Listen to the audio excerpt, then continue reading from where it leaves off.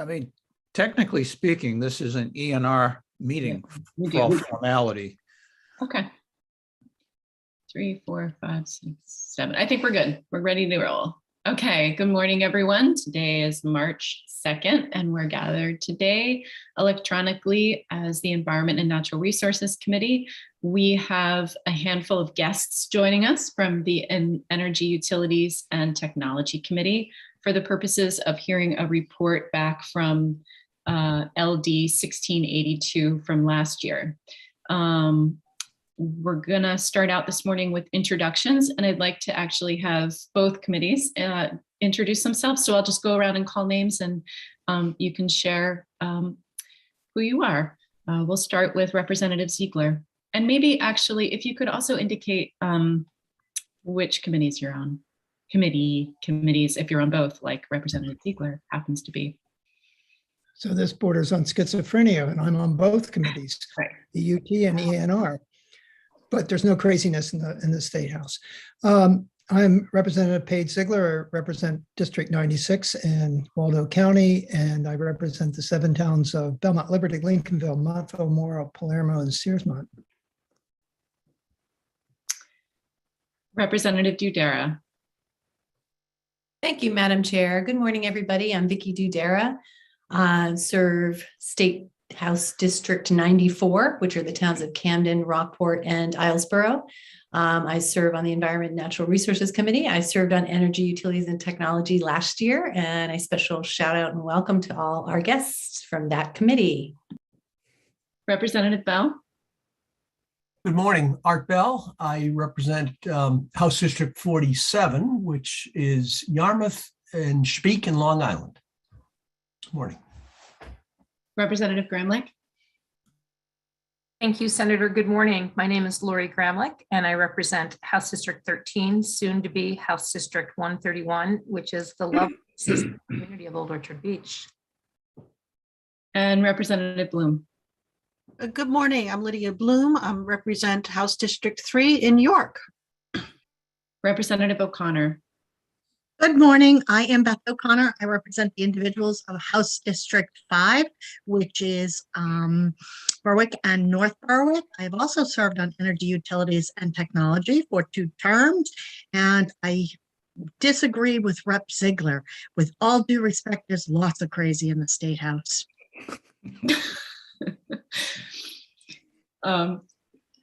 Thanks for that. And Representative Hanley. Good morning, everyone. I'm Jeff Hanley. I represent District 87, which are the towns of Pittston, Alna-Wiscasset, and Randolph. Representative Cuddy.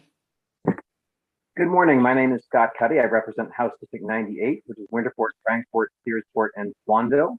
And I am on the EUT committee, and I am currently also in a labor and housing work session. So I think I have Representative Ziegler beat for Schizophrenia Award this morning. And Representative Foster. Good morning. I'm Steve Foster, visiting from EUT as well. I represent District 104, which includes the towns of Dexter, Garland, Exeter, Stetson, and Charleston. Representative Boyle. Good morning. My name is Jim Boyle. I represent the eastern portion of Gorham and the northeastern portion of Scarborough.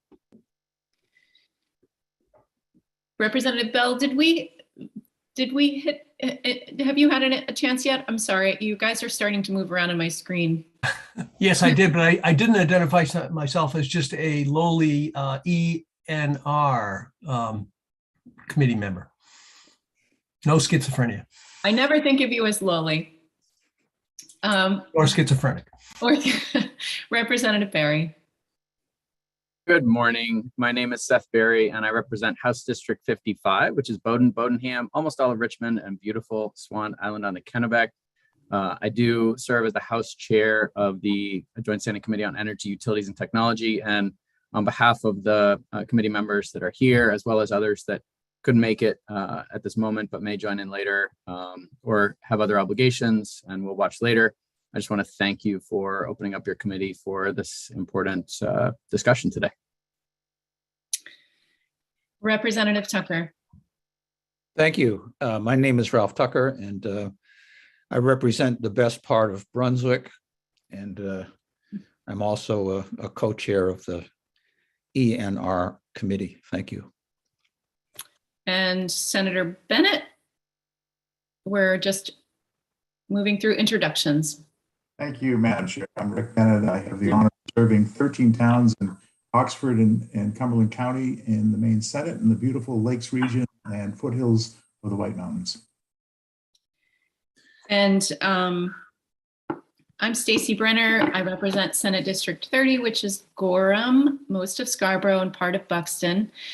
And I'm excited for our report this morning. After we have our report, our EUT members will say their goodbyes, and will, for the purposes of folks in the attendee space and then the audience on YouTube, we'll move on to work sessions, and we'll tackle work sessions in this order: 1964, 676, 1616, 1970, 1974, and 1979.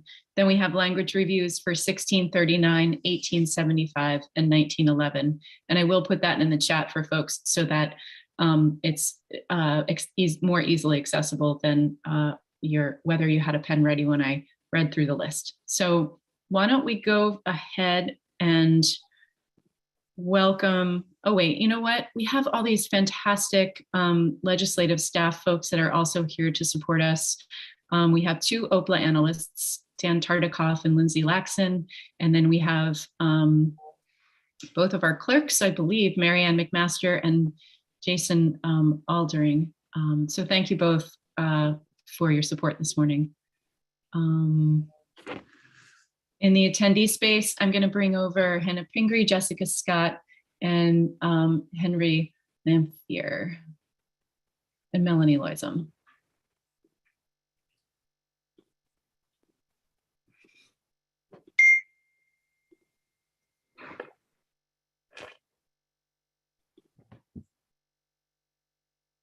Coming on over.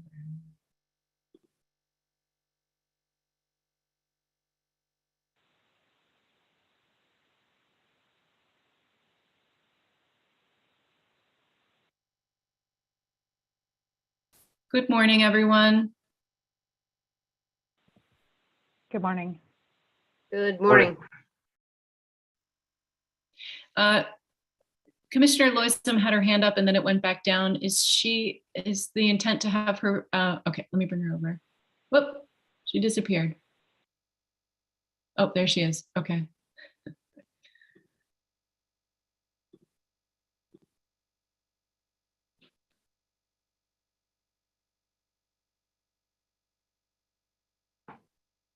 Okay.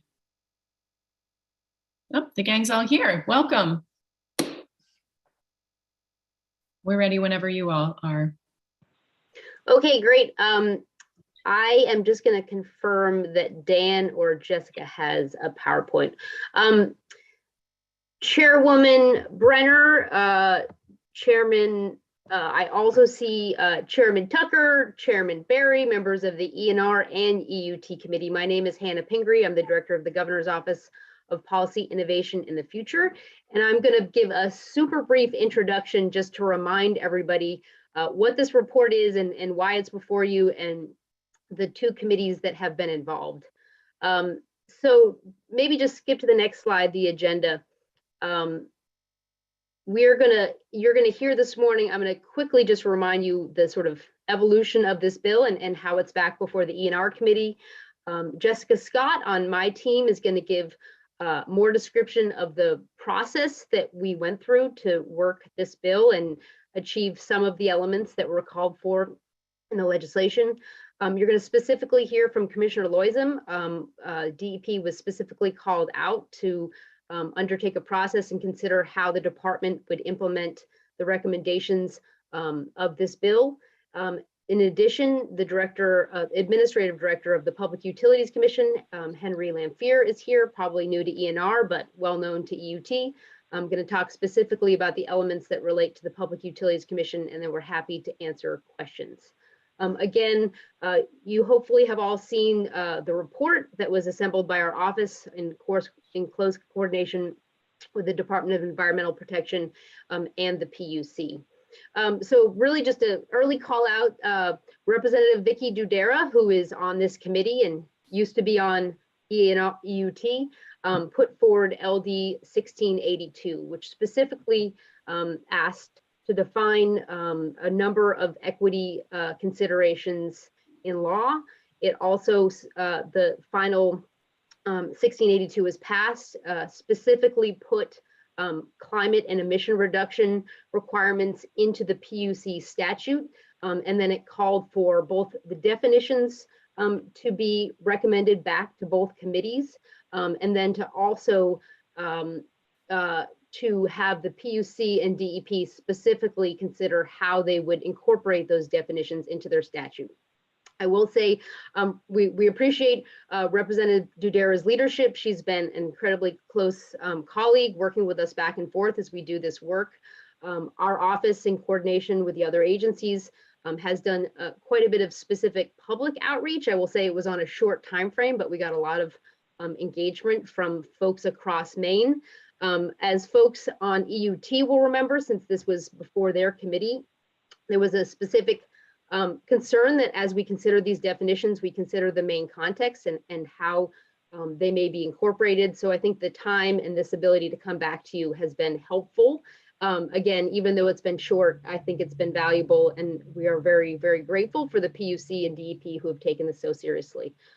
So I will pass it to Jessica from my office to give a little bit more context of both the work on the definitions and the public engagement. And then we'll hear from Commissioner Loisem and then Director Lampier. So thank you. Again, we're happy to answer questions, but hopefully that provides a little reminder of Representative Dudera's bill, how it's come back to us before ENR. And again, we're grateful that both that members of both committees can be here today, because I think it really obviously is in the jurisdiction of both. So with that, I'll pass it to Jessica, and she can take it from there. Great. Thanks very much, Hannah. And thank you. Good morning, Senator Brenner, Representative Tucker, and members of this committee and of EUT. Thank you for the invitation to brief the committee on this work. So as you are aware, there is substantial ongoing work statewide and across state government related to equity.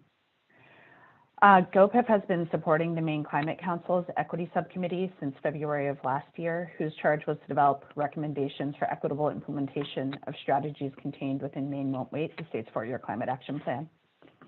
That subcommittee released its interim draft recommendations last month and referenced several definitions that provided a baseline context for our work on this act under LD 1682. In addition, GOPIF and the interagency working group, including the DEP, the PUC, and other agencies, looked at how equity and environmental justice are being defined across the nations as we started this work. And in particular, I wanted to share a couple of definitions that provided the context for further consideration of environmental justice in frontline communities as directed by this act. So starting with just a broad definition of equity, the subcommittee of the Maine Climate Council took an approach to equity that recognized that equal distribution of resources is insufficient for addressing climate and environmental impacts. Rather, an equitable system seeks to provide increased resources to disadvantaged communities, noting that the risks and the effects of climate change and of environmental burdens disproportionately fall upon those communities. Climate and environmental policies, the subcommittee notes, should increase well-being and address root causes of inequality. So that's a little bit of context. And the subcommittee defined disadvantaged, marginalized, impacted, or vulnerable communities in Maine as those people who've experienced historical and ongoing discrimination, restricted power, or underrepresentation in state policymaking, which they defined as being inclusive of communities of color, of low-income communities, of Indigenous communities, rural and otherwise geographically isolated Mainers, of older adults, LGBTQ+ people, differently abled populations, immigrants, seasonal workers, and other impacted communities. So for consistency, as you review the report and as we kind of talk about different types of communities, we use this term in aggregate disadvantaged communities, but we use other more specific identifiers when appropriate. If we're talking about low income populations, we'll use that term low income, but generally speaking, we've settled on this term disadvantaged communities to guide our work.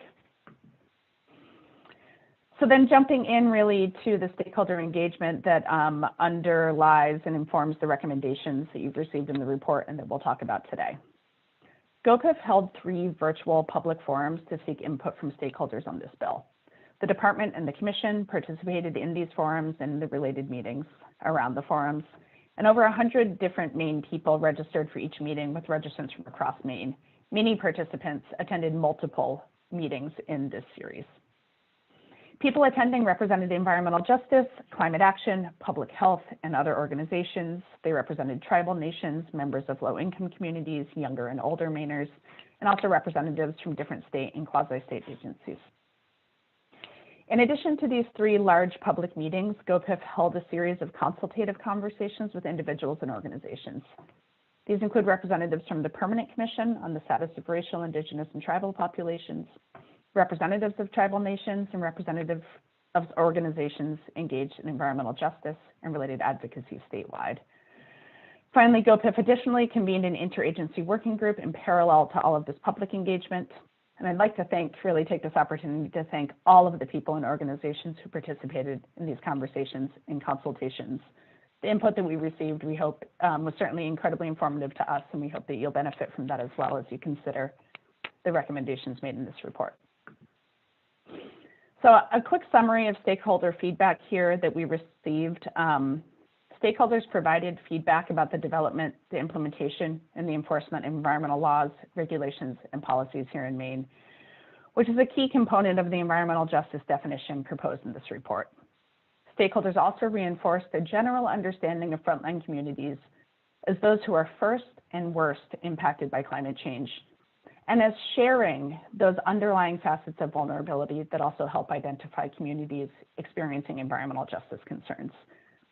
So while this act directed us to look at environmental and climate burdens impacting Maine communities, stakeholders helped to put those burdens within a broader context of intersecting vulnerability.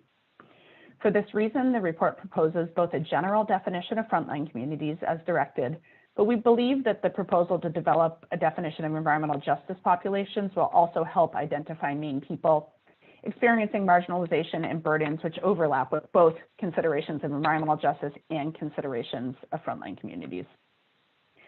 Finally, stakeholders provided a lot of feedback on actions that state agencies can take to advance equity and justice.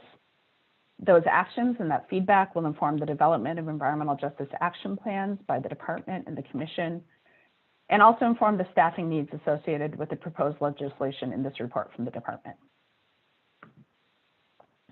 Before I turn it over to Commissioner Loizem to talk through the legislation, planning process, and staffing needs, I wanted to conclude with a little bit of a snapshot of related actions happening at the federal level. We start with a lot of ongoing state work, conclude here with a huge amount of ongoing federal work. The federal government is really doing a lot of meaningful work at the same time that we've been considering the work under this act. This work is likely to result in robust national definitions for environmental justice, including an update to the existing definition from the EPA. Will probably result in definitions for disadvantaged communities, for environmental justice populations, for frontline communities, and additionally at the federal level, there's some consideration of energy justice and what that means nationally. These definitions are expected at the federal level to result in policy, programmatic, and funding guidance flowing from the feds through state agencies and departments who implement federal programs and who spend federal dollars. For this reason, in the report, we're proposing a moderate pace for the continuation of this work here in Maine to allow opportunities for the direct incorporation of consistent national standards and guidelines into Maine's own definitions and approaches to this work. So we want to allow some of the federal work to develop at the same time that we're continuing to take note of the opportunity to address environmental justice for frontline communities here in Maine. So there are 3 specific examples of ongoing federal work, including the EPA's update to the EJ screen, a new White House tool to help identify disadvantaged communities, and upcoming work on cumulative impact analysis. I'm going to give you just a brief description of each of these. There's more information in the report that I can refer you to and encourage you to check out these tools at your leisure. So the EPA's EJ Screen is an incredibly helpful environmental justice mapping and screening tool. It contains a nationally consistent data set and approach for combining both environmental and demographic indicators in a specific geographic area. While the tool does not do the work of identifying EJ populations, it can be used to look at that intersection of demographic burdens and environmental exposure, and to compare populations both within states and also between states. In parallel, the White House has been developing a new climate and economic justice screening tool to help federal agencies identify disadvantaged communities, which they defined as those who are marginalized, underserved, and overburdened by pollution. The current version of this tool provides socioeconomic, environmental, health, and climate information to inform decisions that may affect these communities. And again, it identifies disadvantaged communities through a nationally consistent data set. This tool is really important to the federal government to provide guidance for the implementation of the ongoing federal Justice 40 initiative. And as a reminder, the goal of that Justice 40 initiative is to provide 40% of the overall benefits of certain federal investments in key areas to disadvantaged communities. Finally, the other piece of work that I think is worth just keeping as part of the context within which Maine is working on these issues is the EPA Science Advisory Board's consideration of cumulative impact analysis. There's actually a meeting, quite a large public meeting later today running all afternoon on this work. The way that cumulative impact assessment or analysis is important is because it's a method of measuring the combined health effects of pollution and social stressors, which can be used to support programs that improve different communities' health and well-being. Cumulative impact assessments will initially help the EPA advance its environmental justice goals by reducing pollution in overburdened communities and across the country.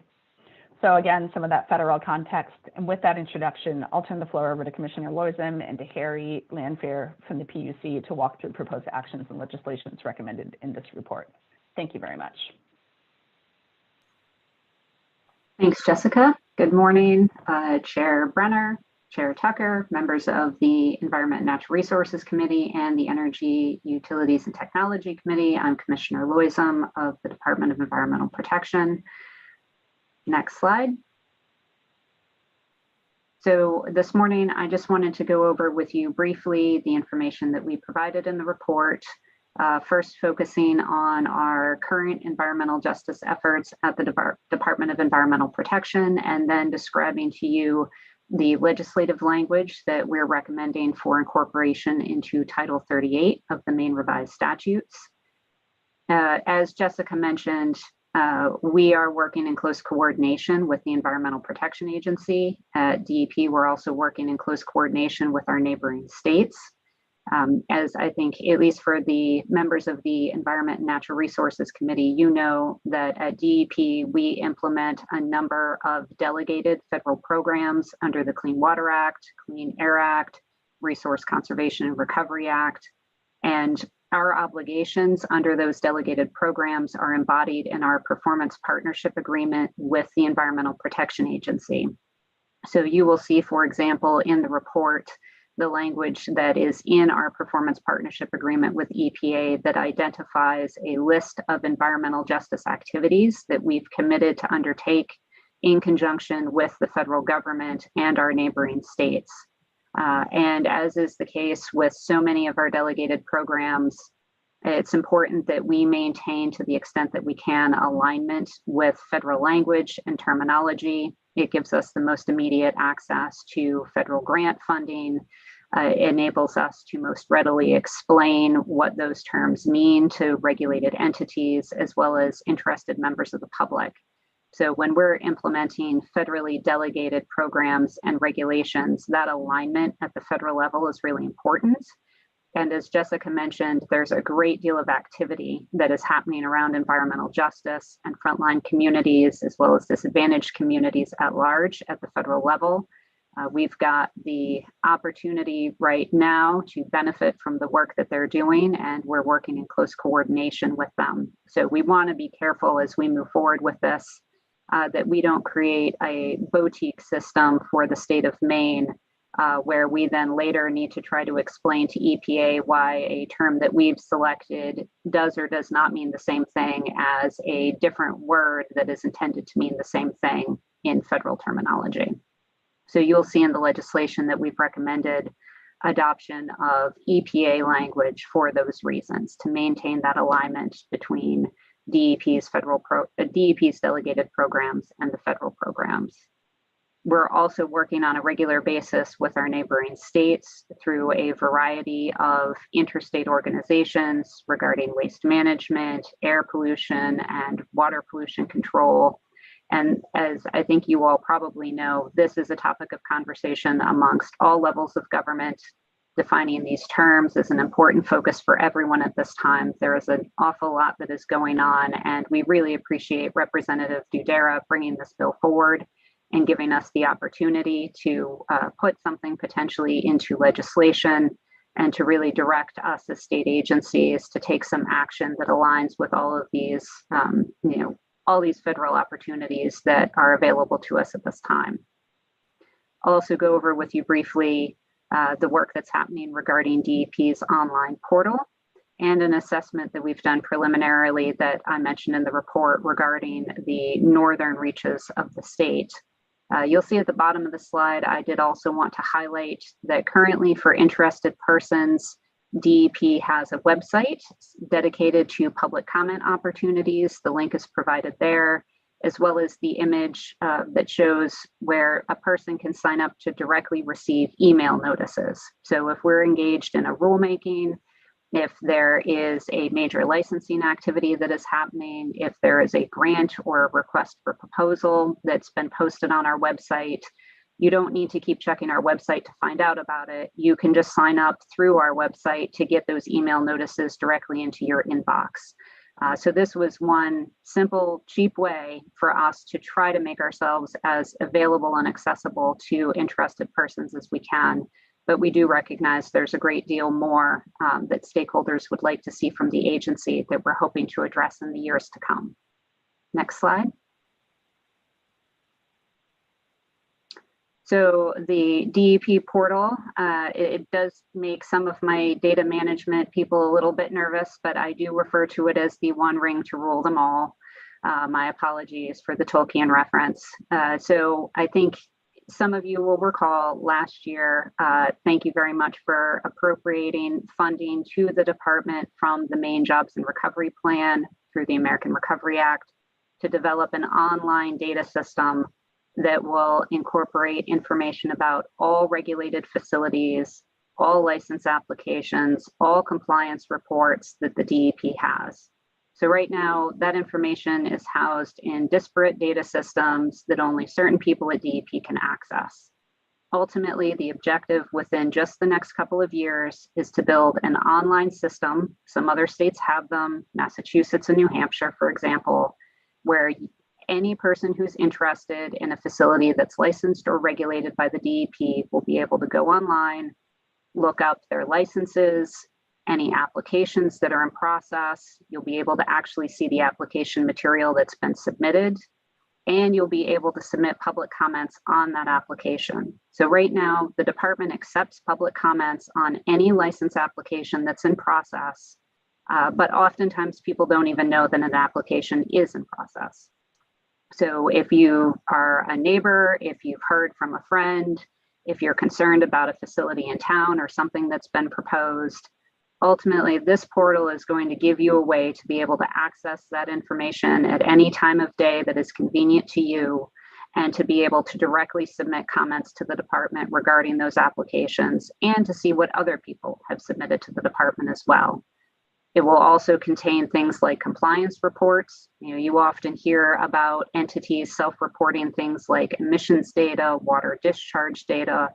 All of that information is going to be linked through this website and will be publicly accessible. So this is going to be a huge leap forward in terms of public access to information and an opportunity to engage for those who have internet access. And this is coming in the next couple of years because, again, thank you to you all for supporting us having the funding to really finally be able to do this. Next slide. As we've been looking at environmental justice questions internally at the department and working with GOPIF and with others, we've been looking at a variety of data that's already available. Jessica mentioned some of these tools earlier, and this is an example of some of the kind of information that is currently publicly accessible, looking at the state of Maine. And so for DEP, what we've been doing in the last year or so, as we've been working our way through this analysis of equity and environmental justice, is trying to understand where we need to be focusing our resources and our efforts more. So what you'll see in the center, so the map in the center is from the Department of Administrative and Financial Services. This is just derived from census data, and it's simply a reflection of median income across the state that's color coded. And so what you can see is that, you know, the northern and eastern portions of the state generally have lower median income than other portions. Now, interestingly, you can take a look at another layer, which is the map to the left. That's from the National Environmental Public Health Tracking Network, which we are able to access through the Maine CDC and the US CDC. And it has a variety of mapping layers related to health outcomes. So in this case, for example, you know, just to be able to display for you the kind of metrics that we could be looking at, I selected asthma in adults. And so in this example, interestingly, you see in some of the same areas of the state where we see the lower median income, we see higher prevalence of asthma. So for me as an environmental regulator, you know, what we're supposed to be doing is protecting public health and directing our resources to those areas where it's needed the most. I might conclude as a policymaker then that that should clearly be the location where we're engaged in more work to be monitoring air quality, for example, because air quality can have a direct impact on health outcomes like asthma. So if you look at the map on the right, this is a map of the air monitoring stations that we have around the state for air toxics, which do in particular, in addition to particulate, have a direct impact on health outcomes like asthma. And interestingly, you see a converse of what we're seeing in those other maps. And so in those same portions of the state that have lower median income and higher asthma outcomes, we have fewer air quality monitors. So what I wanted to do is use this to display the kind of work that we're recommending that we need to be doing as a state moving forward, is taking advantage of these kind of data sets, these mapping layers, to really identify where we're seeing, you know, potentially disproportionate burdens in different parts of the state, and using that to make decisions collectively about where we need to be focusing our resources and our efforts to make sure that we're providing equitable health protection and environmental protection for the people of the state. Next slide. So that gets us to the legislative proposal. As Jessica mentioned, LD 1682 directed us to define specific terms. And as your very wise analyst, Dan Tartikoff, would tell you, you cannot put a definition into statute unless you actually use the term you're defining. And so in the process of working on this recommendation, I gave great thought to where it would be appropriate to incorporate those definitions into the department's work. And what we're recommending is creating a new environmental justice section in Title 38. It would be a new section 349-C. So this places it in the very broad organization and powers section for the Department of Environmental Protection. It would define environmental justice, including the phrases fair treatment and meaningful involvement, consistent with EPA's definition. So we're simply mirroring the federal language. Similarly, for frontline communities, we're reflecting the same relatively simple language that's being used across federal grant programs by the EPA and by other federal agencies. And then creating a subsection 2 that has a directive to DEP to adopt procedures that would incorporate consideration of environmental justice and impacts to frontline communities in all of the work that we do. So the overarching idea here is by creating this section in this place in statute and directing us to incorporate this into the department's rules, this would apply to all of the work that we do across an agency.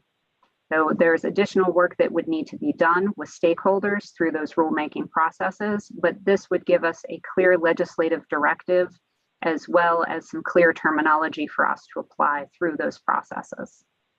Next slide. So the way that we would approach this is that we are recommending that the department needs to establish a community engagement team. We need some people who are really specifically committed to going out into the community to engage directly with those populations that have been identified as environmental justice populations and frontline communities that are experiencing the greatest potential impacts from the decisions that we're making, that may be suffering from additional burdens from those environmental impacts.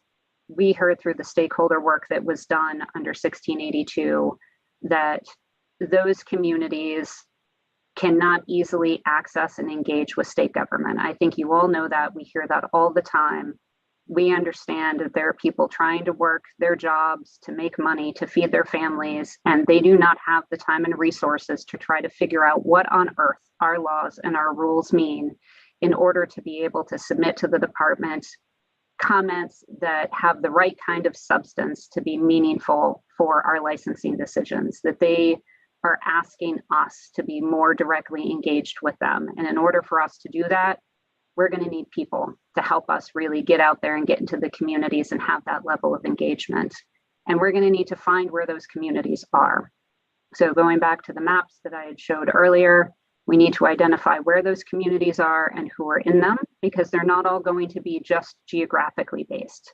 You know, you may have a geographic location that has a mix of individuals, some of whom we need to be spending more time and effort to be engaged with than others because they may be disproportionately impacted or disadvantaged. So the next step would be to identify those communities, to establish that engagement with them, and then to proceed with making the changes to our procedural rules that will enable them to be more effectively engaged in the decision-making that we're undertaking. So that would be the stepwise process that we propose, is that if you were to pass the legislation, we establish a team to do the work for us, we engage in that outreach, we find those communities that we need to be more engaged with, and then we bring them into the process and ensure that they're part of the next step, which is to make the changes to our rules to give them that meaningful opportunity to be really substantively engaged in the decisions that we make. And I think with that, I will turn it over to Harry from the Public Utilities Commission. Thank you, Commissioner. Senator Benner, Representative Tucker, and Representative Barry, and distinguished members of ENR and EUT. My name is Harry Lamphere. I'm the Administrative Director. Jokingly, I do respond to Henry, Larry, and a variety of names. So you can call me anything, and I will answer. So I'm happy to be here. And if you could go to the next slide. So we've been working on this with GOPIF and the DEP, and it's really been a learning experience, I will say, for me. But it's really been a great experience. In our section of the report, you will see two immediate actions that we are planning to take. The first is the legislation. So right now, our legislation, and again, we're like a court. So there are formal interveners who participate in our legal cases, if you will. Those interveners, for example, could be the Office of the Public Advocate, who represent the public in Maine. They're a very small staff. They've got about 10 people. So they do the best they can, and they participate in virtually all major cases we have here.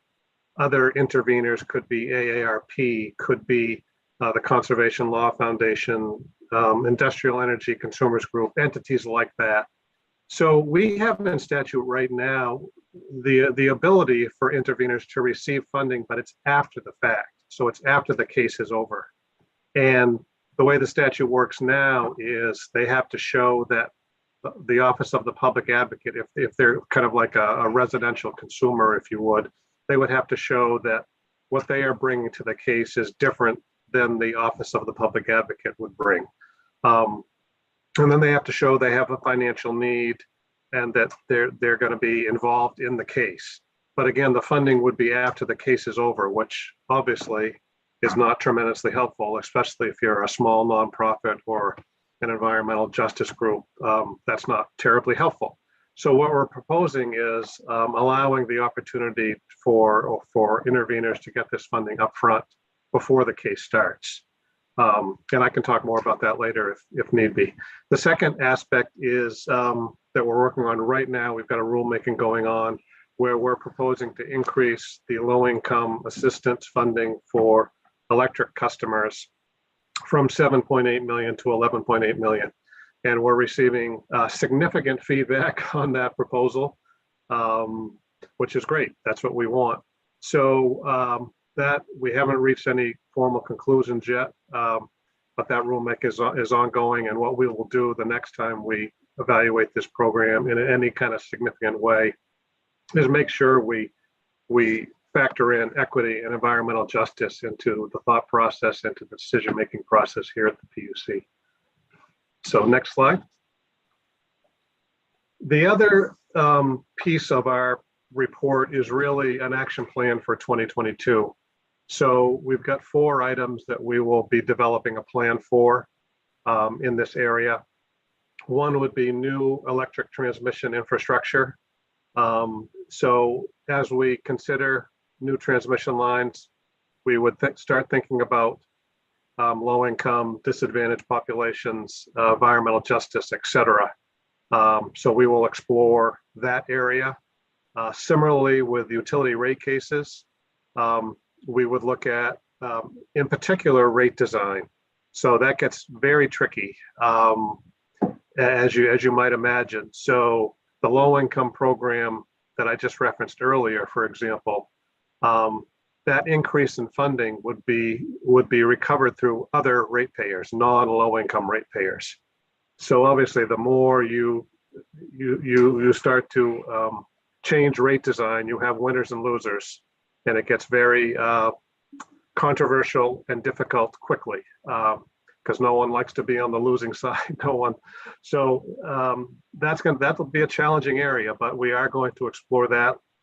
We were fortunate enough late last year, to receive a DOE grant on this rate design aspect, and we've just begun work there with the Lawrence Berkeley Lab. And I will say to you that they are very sharp people, and they're going to look at rate design and how it's been done across the nation, and hopefully give us some best practices to explore in that area. And next slide, please. So the final 2 really are kind of similar with the transmission, but on the water side. And you know, your committee may know this, but and certainly EUT has heard me say this several times. So, but there's the drinking water program. Right now estimates that there's 1.3 billion with a B of water infrastructure in Maine that needs to be replaced. And you can imagine, probably in all the towns we live in, there are piping that's over 100 years old in many, many cases. And that infrastructure clearly needs to be replaced. But again, that creates a cost issue. And if you're a small water utility and you're on the board, you know, it's hard to be the one that says, yes, I want to increase rates and replace these pipes, but we need access to affordable drinking water. So it's a challenge that we're going to look into. And then regarding renewable energy solicitations, we're directed by EUT and the legislature to do solicitations from time to time.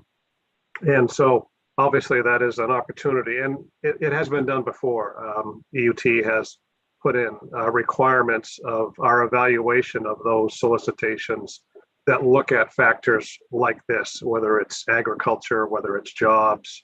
But again, we would look at equity and environmental justice would be things that if the legislature directed us to look at those criteria, we would absolutely do it. So that's something that could definitely be done.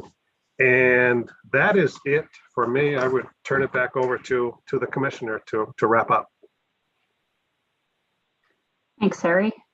So just in wrap up, what you've heard today includes the proposed legislation that we are recommending the legislature consider for adoption to define environmental justice in frontline communities as directed by LD 1682. Also, the changes that Harry Lanfear just described to PUC, the PUC intervenor funding process for environmental justice communities, the funding to create a community engagement team at the Department of Environmental Protection. We're also in the process of developing EJ action plans for DEP and PUC, which may depend in part on the decisions that you make regarding this report. And then moving forward to identify EJ populations using some of the mapping tools we've described, and doing that in conjunction with the Maine CDC, as well as the federal government and other entities. And so with that, we thank you for your time this morning, and we're happy to answer any questions.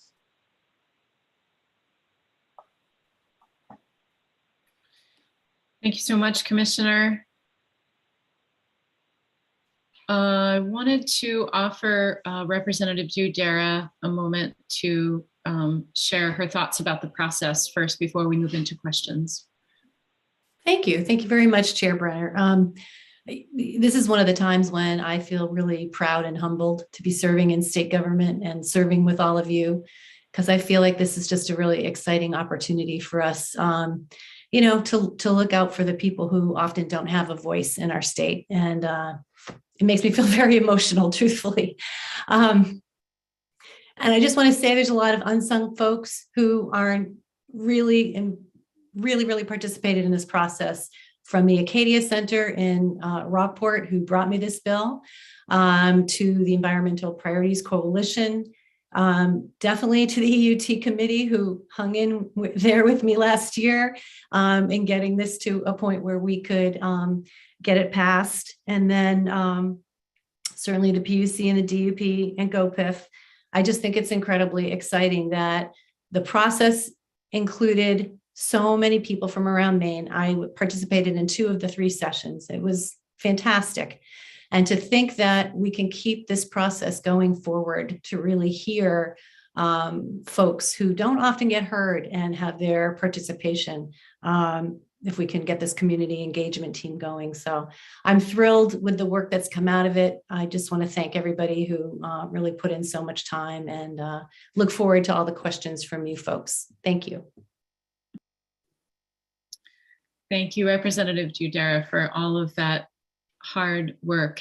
We are all grateful. Representative Foster has a question. Thank you, Madam Chair. My question would be for Mr. Lanfear. And I'm wondering, with the PUC looking at raising the funding for the low-income assistance program, where will that funding come from? Will that still be coming from ratepayers, other ratepayers? Yes, it would. And if I may follow up, Madam Chair. And Mr. Lanfear, with some of the other information that you provided for us, looking at what the public advocate has brought up as a concern, an potential increase of 40% for electric rates due to net energy billing, the dynamics can change greatly on who can afford and who may not be able to afford their electric bill. So I'm assuming that as the PUC looks at new rate structures, that also has to be taken into consideration, that these levels that we talk about, for instance, to qualify for LIAP and everything, may change on, or at least the affordability of electric rates may change. And is that something that the PUC is considering as they look at that project of how future rate structure? Thank you. Yes, absolutely. We would factor in everything you talked about, definitely. Representative Gramlich. Thank you, Madam Chair. Representative Dudera and everybody that worked on this, I am just so grateful to see a definition of environmental justice embedded into statute. I think folks know that I am a social worker, and in my arena, we've been working on environmental justice issues for many, many years. So I'm heartened to see that we are moving in this direction. So I have deep gratitude for the process, and like you, Representative Dare, I'm very proud to be part of it. My question more pointedly is, and it might be just more of a process question, so thank you for your indulgence. In terms of having this definition embedded in statute, do we vote separately on that, or is this included in Rep. Dudera's legislation? I'm just trying to play that out in my head. Thank you very much.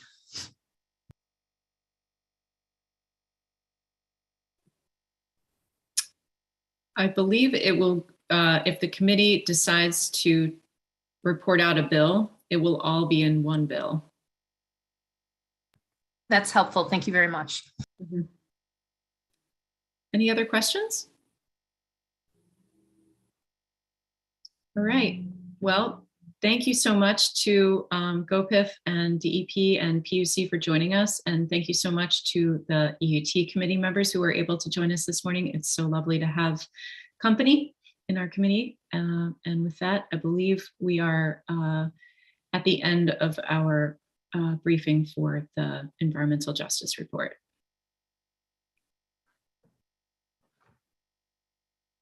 Thank you all. So I think what would probably be the next best activity for our committee is to, for the committee to decide whether or not we would like to vote out a bill from the bill from the report, which Dan has so ably drafted for us. This is a committee bill that if we do vote out, will need to be referenced on the floor the next time we're in session, which would be the 9th. And then we would schedule a public hearing for it shortly after that.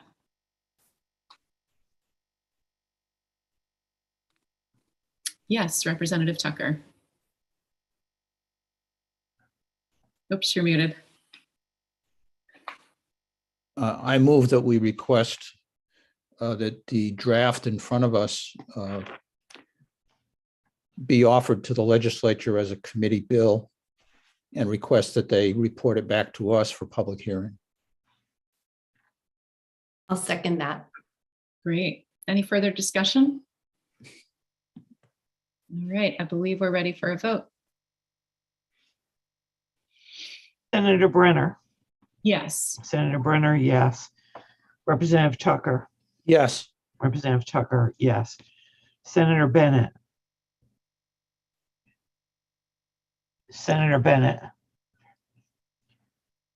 Senator Carney, absent. Representative Boyle. Yes. Representative Boyle, yes. Representative Toole, absent. Representative Bloom. Yes. Representative Bloom, yes. Representative Hanley. No. Representative Hanley, no. Representative O'Connor. Representative No. O'Connor. Representative O'Connor, no. Representative Gramlich. Yes. Representative Gramlich, yes. Representative Dudera. Yes. Representative Dudera, yes. Representative Bell. Yes. Representative Bell, yes. Representative Ziegler. Yes. Representative Ziegler, yes.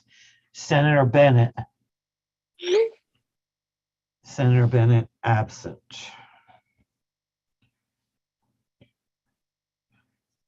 Eight members voting in the affirmative, 2 against, and 3 members absent. Madam Chair. Yeah, would you like to cast your vote, Senator Bennett? Yes, could I just, I'm sorry, I had to step away. Can I have clarity on the motion? The motion is to report out a committee bill from the briefing report that we just heard on environmental justice. Just the reporting out of the bill, not a vote on the bill, is that right? That's correct. We'll have a public hearing at a later date on the bill. I'll vote yes, thank you. Thank you, Senator Bennett.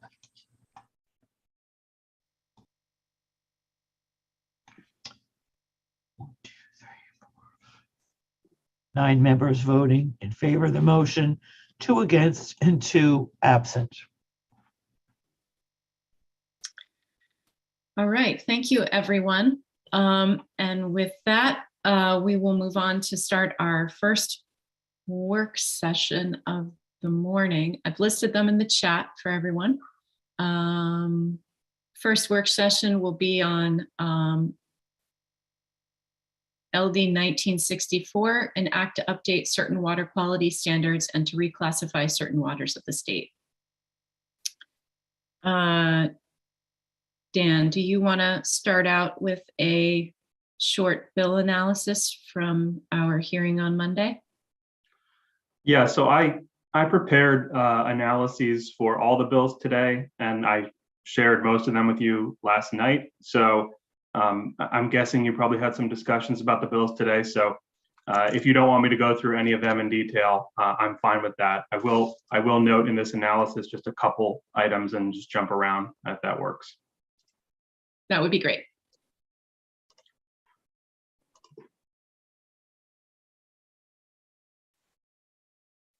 So this is LD 1964 committee bill, an act to update certain water quality standards and to reclassify certain waters of the state. This was the triennial review bill that ended up being reported out as a committee bill. As I've noted here, there were two primary points of contention in the bill, one being regarding a proposal from Representative Bell and others to upgrade the lower Presumpscot River as provided in section 44 of the bill from Class C to Class B. The other point of contention is the portion of the bill in section 19 that upgrades a portion of the Androscoggin River. This was part of the BEP recommendation and is related to the proposal in LD 676, which we've scheduled for work session today as well.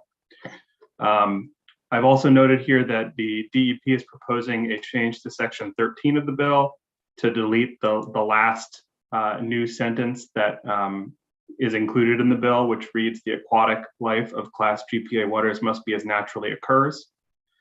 And then I've noted here the only other piece of testimony I could find that actually raised issues with other parts of the bill than the DEP issue and the Presumpscot and Androscoggin upgrades was from the Maine Aquaculture Association, which submitted testimony but did not testify at the hearing, and they expressed concerns with the pH range change in section 6 of the bill and the change to the description of Class B waters in section 11 and the impacts those changes may have on the aquaculture industry in the state. As a result, they recommended removing both of those identified changes.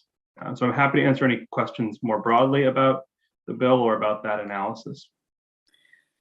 Does the committee have any questions for Dan? All right. I'd love to turn to Representative Bell, if you wouldn't mind sharing with us your thoughts on the lower Presumpscot amendment after the public hearing. Yeah, thank you, Senator Brenner. It's my honor to be presenting this bill to you today. This being the 50th anniversary of the Clean Water Act, there's so much good encompassed in this bill that it's wonderful. Having said that, I am disappointed that I am going to not include the classification of the lower Presumpscot River, the amendment that I had proposed as part of our package today. We've collected a lot of information.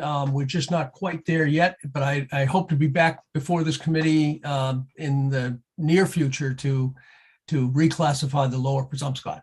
But that said, I would like to move that we ought to pass on LD 1964 and with the technical amendments that the DEP proposed. Representative Tucker? I second the motion. All right. Is there committee discussion?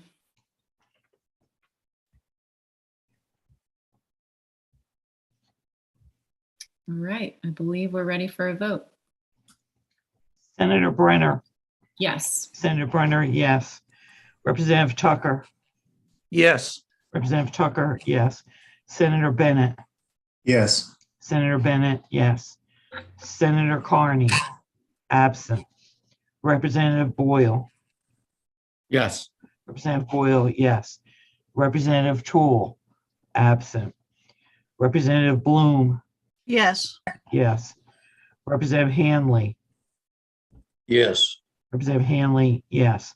Representative O'Connor, Yes. Representative O'Connor, yes. Representative Gramlich, Yes. Representative Gramlich, yes. Representative Dodera, Yes. Representative Dodera, yes. Representative Bell,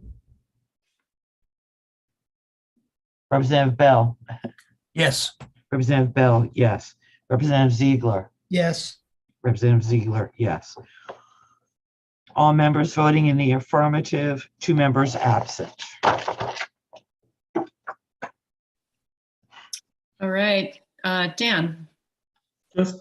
Just to be clear, the motion was ought to pass as amended on the bill to incorporate that one DEP suggestion on removal of the language. Yes? That's correct. Thank you.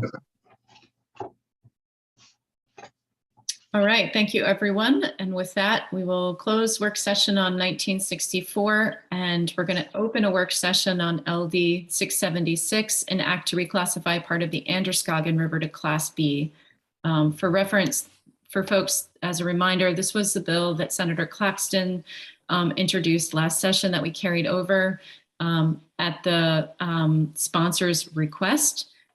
He asked once we had engaged with the work of LD 1964 that we would dispense with his bill. And since half of the section, more or less, of the river that he had on the Androscoggin that he intended to reclassify with his bill is covered in LD 1964, I would like us to go ahead and move to dispense with his bill with an ought not to pass.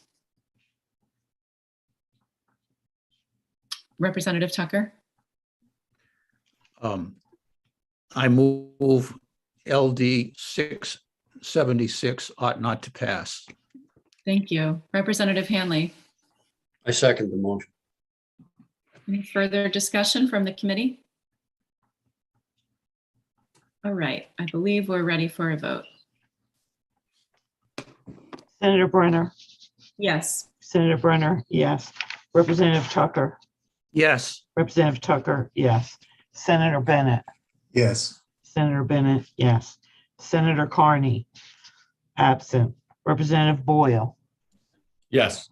Representative Boyle, yes. Representative Toole, Representative Toole, absent. Representative Bloom, Yes. Representative Bloom, yes. Representative Hanley, Yes. Representative Hanley, yes. Representative O'Connor, Yes. Representative O'Connor, yes. Representative Gramlich, Yes. Representative Gramlich, yes.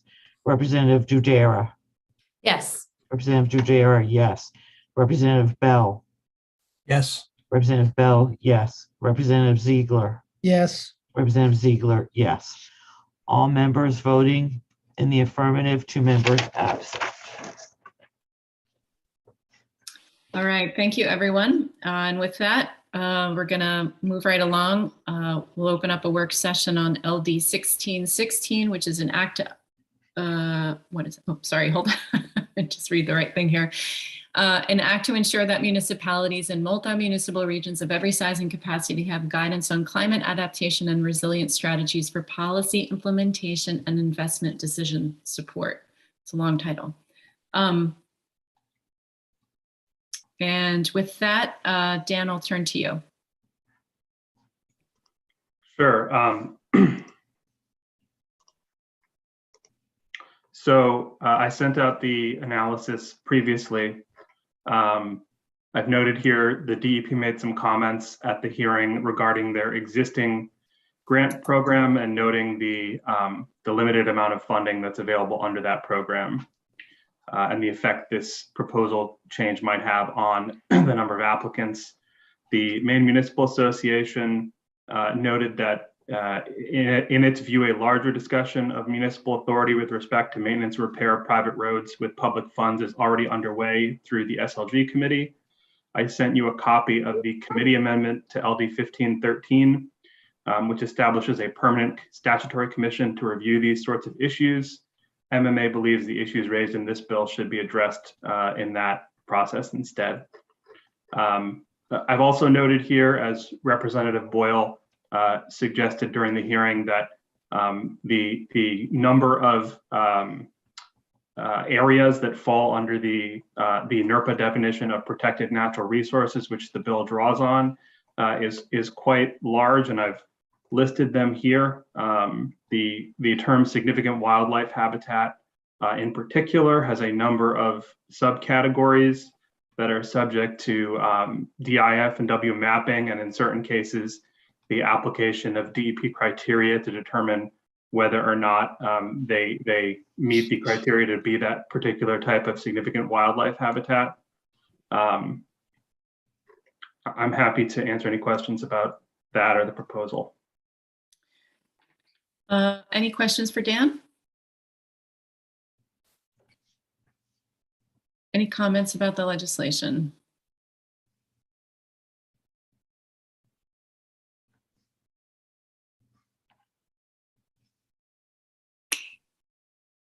Really, you guys have nothing to say about this? Yes, Representative Tucker. You're muted, Representative. For the purposes of generating an exhaustive debate and discussion, I'm going to make a motion ought to pass for LD 1616. Thank you. I'll second that. Representative Boyle. Yeah, I was just going to comment on the bill itself if we're ready for comments. We're ready. Yeah, thanks.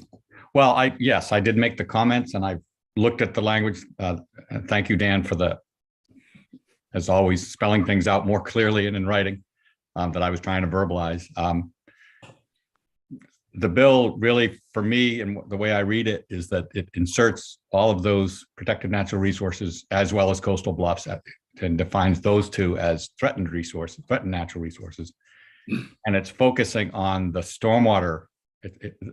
The legislation itself that we're inserting this language into is related to stormwater and municipalities, as I see it, voluntarily on their own, funding basically road repairs, which is largely culvert replacement.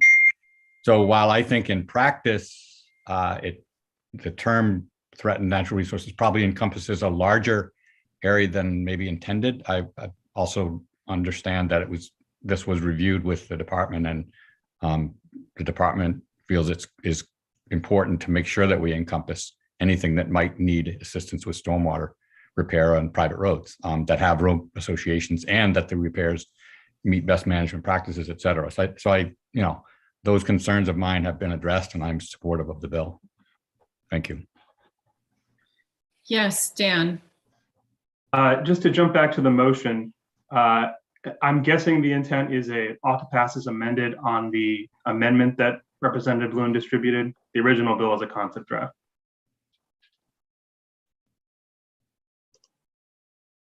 You're muted, Representative Tucker, but we're assuming that you said yes? Yes, I forgot that this was an amendment, and therefore the motion is ought to pass as amended. Thank you. And I still second it. Senator Bennett. Thank you. I'm having a difficulty finding the amendment. Dan, do you have it handy? Could you show it on the screen, please? Can't find the amended version. The bill was a concept draft to start with. I understand. I'm looking for the amendment. Okay. It is should be in the public hearing documents, but we can email it to you.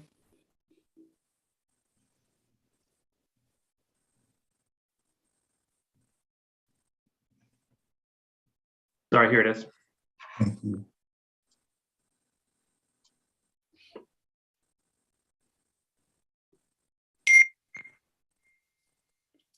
Any further discussion? Representative Bloom? Yeah, just to clarify, perhaps for Senator Bennett, that this is an existing law that is in statute, and that the only change is to change the Great Ponds to protected natural resources.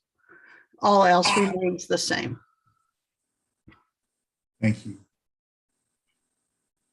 And coastal bluffs, which are included in the new definition of threatened natural resources, and along with protected natural resources.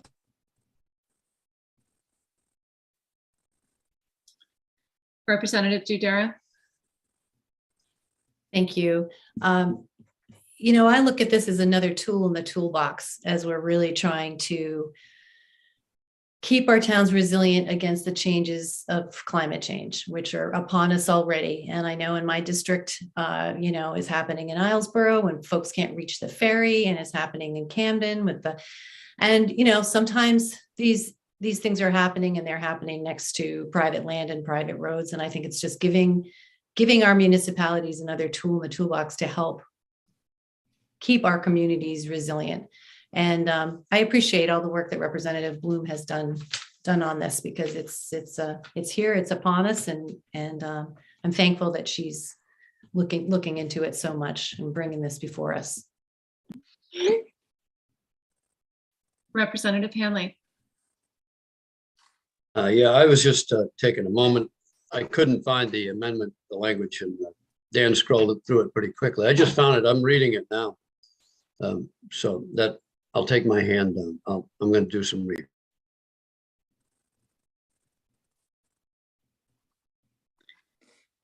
Are there any other comments?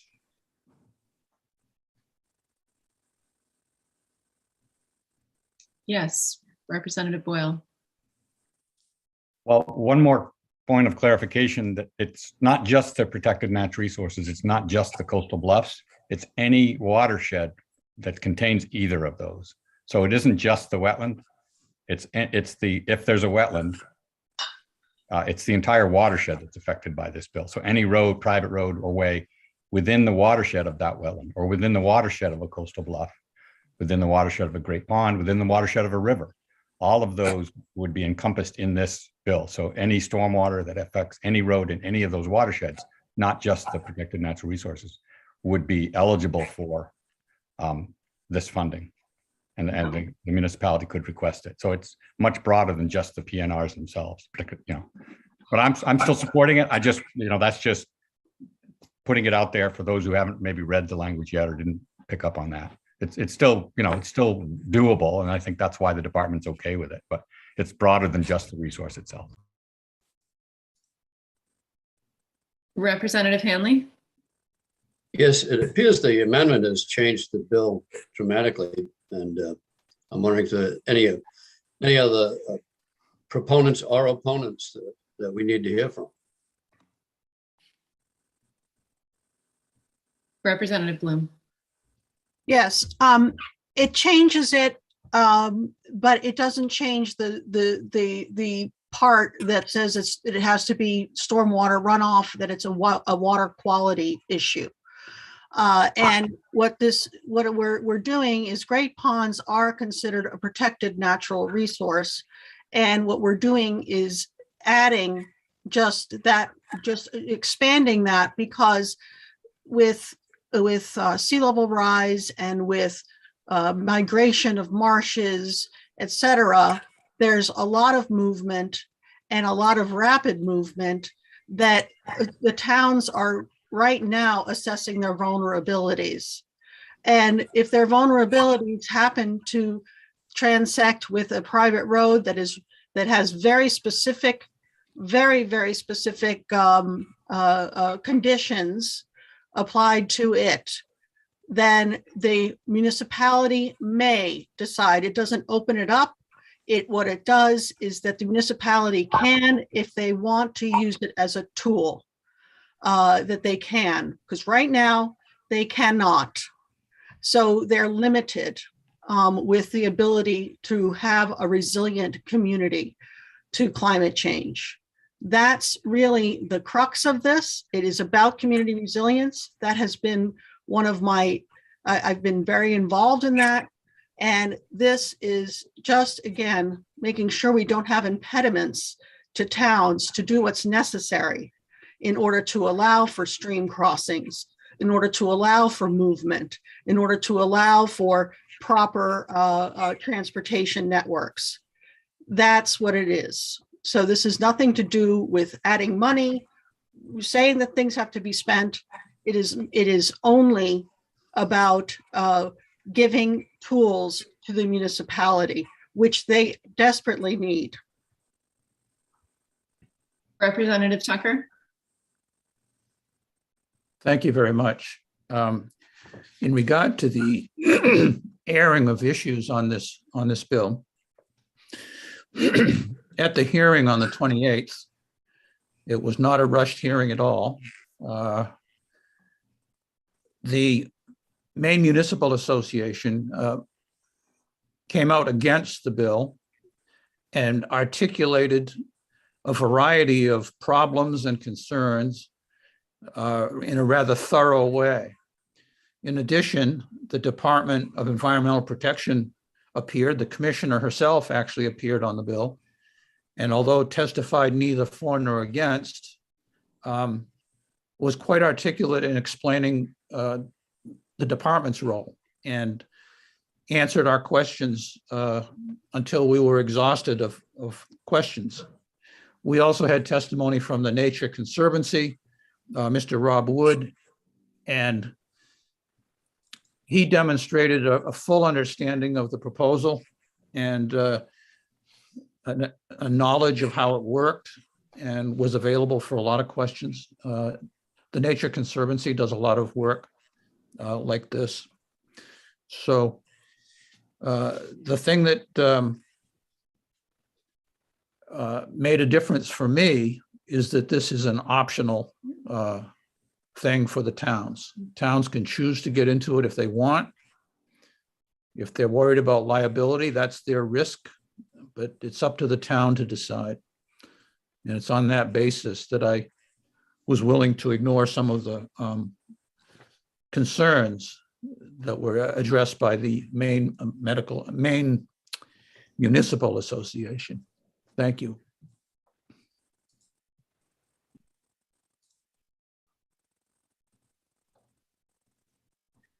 Senator Bennett. Thank you, Madam Chair. And I applaud Representative Dudera for diligence and on this whole topic and looking for every area. I'm sorry, not Representative Dudera. I do applaud Representative Dudera for many things, but I meant Representative Bloom. Thank you for her diligence on a lot of things related to climate change. I'm now recollecting the testimony, and I appreciate Chairman Tucker's recollection. The thing for me is that I'm really, it seemed like it wasn't just municipal money that might be at stake here, but there is some state money involved, right? I mean, there's some DEP funding that can go toward mitigation. This would allow the municipality to apply for some of that funding to supplement their own funding for these kind of repairs on private roads. Is that correct? Perhaps we can ask if there's anyone in the attendee space who would like to answer that question from the department. Great, thank you. Maybe you could raise your hand if you're over there and you're listening. There you go.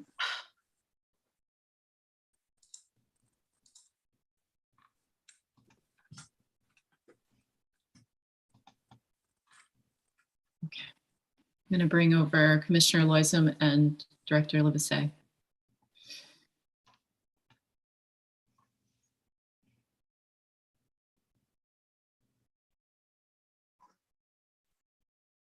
Hello again. I brought both of you over thinking that perhaps you might have some clarity around Senator Bennett's question regarding funding. I defer to the commissioner. I Um, see your well, hand go up first, Mr. Livesey, which is why you ended up over here too. Well, I'll try to be brief and would just like to acknowledge, I believe Representative Bloom also wanted to address the question. And if you'd like some more detail about the department's grant program, I believe also John McLean, who is the staff who actually administers the program, may also be available on your Zoom list of people. So generally speaking, just to reiterate what I had said during the public hearing, DEP's role in this, I guess I would say, is somewhat small. We don't administer Title 23. And so where we generally intersect with what's being discussed here is in the grants program. It would potentially expand the number of projects that could be considered municipal projects for which municipalities could apply for the grant funds. And so that's really, sort of the short version of the impact on the department's grant program is it just changes the scope of the kind of projects that could qualify for that same pot of funding. So it doesn't change the funding that's available, just the kind of projects that could qualify.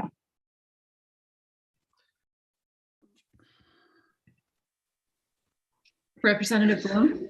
May I add that, yes, I mean, it could, but if a municipality really wants to spend money that they in addition to all the public roads that they need to do, if they really wanted to spend money on a private road, that would really mean that there is a problem that has to be addressed for the good of the town, for the public good. So if that's the case, then we're going to need more money. But the thing is, if the municipality decides what is right for their public good of their community and the management of these hazards, these natural hazards, and the management of their natural resources to protect it, because one of the things that the Climate Council is really behind is nature-based solutions. If we're going to deal with sea level rise or flooding, we need to make sure that our nature-based assets are working optimally, that they're not polluted, that they have the right kind of exchange of waters, for example. So, whether it expands or not, it could, but if it could, that means that it's probably really a problem, because a town right now just can't talk about it with a private road association. But this at least allows for the conversation. So at least perhaps a private road association can get assistance on getting an engineering study as to what the best solution is. The town could decide that they're not going to pay for it, that they're just going to do that, or that they want a public-private partnership in this repair. So it doesn't do anything. It's very permissive. It is not telling the town that it must spend money on this. It merely opens the conversation. Representative Boyle. Well, there would be a lot of areas of the state of Maine that would be triggered by this, including PNRs in the definition beyond just Great Ponds. And I'm particularly thinking of non-municipal areas like the unorganized townships. Are there private road associations in unorganized parts of the state that are prohibited from applying for these grants and or getting state money to fix their culverts? Or are they all on their own with this? Well, it's municipalities. It says municipalities in the law. I did not change the wording of the law. I changed just the what could be considered instead of just Great Ponds. So yeah, I wanted to be careful about that, because when that law was promulgated, the discussion of constitutionality and everything was addressed. So it's definitely constitutional the way it is, and that's why I didn't want to fool around with it. So again, this is probably not something that's going to happen in the next year or the next 2 years, but we don't know. but because if you read the IPCC report, this is happening a lot faster, and we're so unprepared for it. In Maine, we have a true opportunity to be prepared for it because we have such natural defenses in place, because we only have 1.3 million people. And if we can do this, and we can demonstrate that we can do this, and if it requires some of this kind of work, then we're gonna be saving a lot of money and a lot of hassle. It's called about being able to do whatever we need to do, whatever happens. So this is not increasing anything at the moment. And I think that it's based on stormwater, just as the original language said. Does the committee have any additional questions for Commissioner Loisum or Director Libesay? I think perhaps my question could have been at least directed to either them or Mr. McLean off. In other words, Representative Bloom, I agree with everything you said. In fact, what I'm asking about is, couldn't we do more? I mean, there are great ponds in unorganized territories, not municipalities. It may not be through this. Maybe what I'm saying is there are large areas that are going to have stormwater that could be addressed and get funding to replace their culverts outside of municipal areas. I'm kind of like broadening it beyond what you've done here, which is, I'm not saying we'd be able to do that, but I don't know how that program works and how are we going to address the large areas of the state that also have culvert problems and are going to need to respond, that aren't municipal. That's broader than just this bill, maybe. I think so. I would like to keep it as is. Senator So there's Bennett. no funding available to non-municipalities to replace culverts on private road association roads from the state. Is that what we're hearing? I'm not sure. I'm not sure about that, but Okay. I'm reluctant to say anything, but I dealt with the unorganized part of the state for a while. There are some general definitions right at the front end of the statute. I don't know if it's in Title I or II, but wherever there are definitions that apply throughout the statute, unless more specific ones are elsewhere. My memory is that plantations at least are included in the definition of municipality. That's not the case for the Land Use Planning Commission in Title 12 and their specific stuff. We don't need to get into that.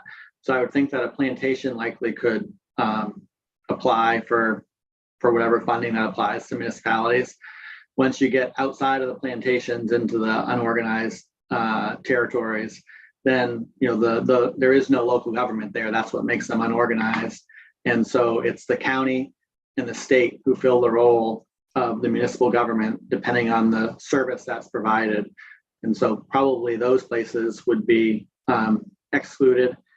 There certainly are road associations to camps and whatnot in the UT, but there's probably a higher number of those in the organized part of the state. Once you get into the UT, most of those roads are the land management company, land management roads owned by the larger landowners, and not sort of that's a different ball of wax than your camp road.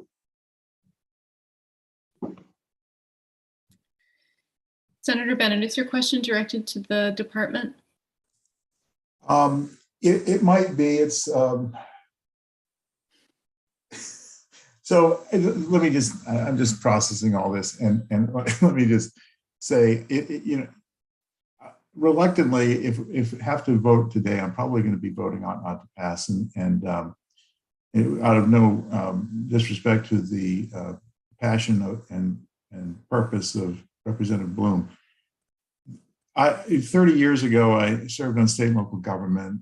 We deal with these road issues all the time, private roads. I have a reluctance to deal with them, on a hit or miss basis on one policy area. I think there is some justification in what MMA was saying about like dealing with this holistically, because this gets into complications with roads that were public and were abandoned, and then you've got the homeowners associations, and it's a complicated area, and I don't have personal comfort that I could be rendering a good decision here by just passing this bill kind of as a patch onto that existing regime. And so that's where I am. And I guess there is no question there for the department unless they wanted to comment, but I appreciate their being here and willingness to answer. Yes, Representative Gramlich. Thank you, Madam Chair. I want to make sure that I'm clear on this, and particularly in response to Mr. Livesey's discussion about unorganized territories. And I guess this is directed at the bill sponsor, Representative Bloom. Can you make sure that my understanding is correct in terms of this bill having applicability on roads that are part of roads and municipalities, obviously, which are part of like associations? These don't necessarily apply to camp roads, or in my community, like paper roads. Can you just kind of flesh that out so that the committee has a keen understanding of the intent in that regard? Yes, and that, thank you for the question. And that is why this is very specific to roads that are managed by a road association. This isn't about abandoned roads. This isn't about paper roads. This isn't about homeowners associations, nothing like that. This is about private road associations who have managed the road and use the road and are facing unprecedented changes that they've managed for years and years and years, and now they can't manage it anymore because of the rapid changes happening to the environment. That's what this is about. It has nothing to do with the other road bill that SLG was working on. That is to do with abandoned roads. It is not the same thing, and it's that kind of bill is focused on the homeowners, focused on their things. No, this is focused on the town and the importance of that road to the town's management of natural resources. Very specific. Follow up, if I may, Madam Chair. Please. Thank you.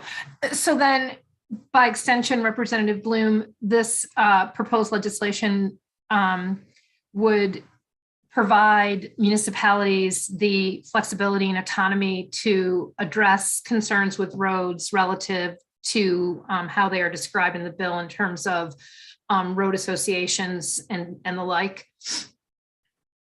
In terms of natural resource protection.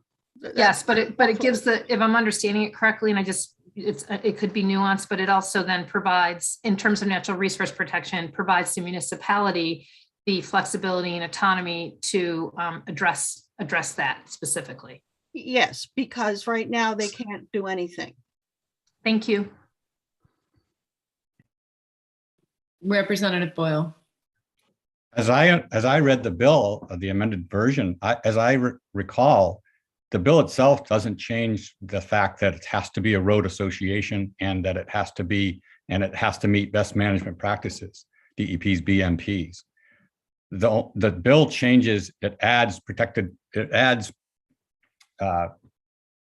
natural resources in coastal bluffs in addition to great ponds, but the criteria that it be a private way road, it is already has to be an association road. That's not changing. We're not adding association roads. We're not subtracting other non-association. That language is in statute already, as is the language that whatever work is done has to be done in accordance with BMPs approved by the DEP. Senator Bennett. I have one final question. And my question is, the law restricts municipalities from, except in these limited circumstances, of spending money on private roads. And I want to understand the reason and the rationale for that. The historic rationale for the legal or historic rationale, because and I'd appreciate if the administration has any perspective on that, or if Dan Tartikoff has any perspective on that. I think it'd be useful to understand. I see Mr. Livesey. I'll direct it to Mr. Livesey if he's ready to talk about that. My email friends here tell me that under the current program, counties are able to apply like municipalities because they're filling that function, that municipal function. So I don't have the historical context, but what I'm told is that counties and municipal, so if you're dealing with the unorganized part of the state, for example, I know counties can apply. I'm sure if I misconstrued what was conveyed to me in email, somebody will tell me, but that's my understanding. Dan, did you want to chime in about the context, historical context? I don't know anything about the historical context, but I wasn't sure if Senator Bennett was wondering if what the context was for a distinction between sort of municipal and county, and if that's the distinction, if that's what he was driving at. What I'm told is that there hasn't been that distinction, and so counties are functioning like a municipality, if you will, and are able to apply for this grant program. Well, just to put a finer point on it, and before Mr. Tartikoff responds, this bill would expand, maybe very small expansion, but it would expand an exemption to a prohibition. And I guess the question is, what is the purpose of the prohibition? So Representative Bloom made a reference to a constitutional issue. And I think that's what you're getting at as well. And so the Maine Constitution provides what's known as the public purpose doctrine. And it states essentially that, well, I guess in this context, the importance is you generally cannot spend public funds for a private purpose. And so the question is whether or not the expenditure of municipal funds on the repair of a private road, private infrastructure serves a public purpose. And so this law was enacted a number of years ago. The existing law that's being amended in Title 22 was enacted a number of years ago by the Natural Resources Committee at the time. And it came out of I think it was a 2007 or 2008 report that the DEP did on camp roads, and they ended up getting in sort of an opinion from the Office of the Attorney General on the potential constitutional issues involved with allowing this sort of program. And so the general gist of that guidance was courts will generally defer if the legislature can argue that there is some other public purpose for the expenditure of public funds on private infrastructure. And so in the case of the existing statute, it was the expenditure of public funds, not necessarily to repair the private infrastructure, but for the greater goal of protecting a public resource, the natural resource, the Great Pond.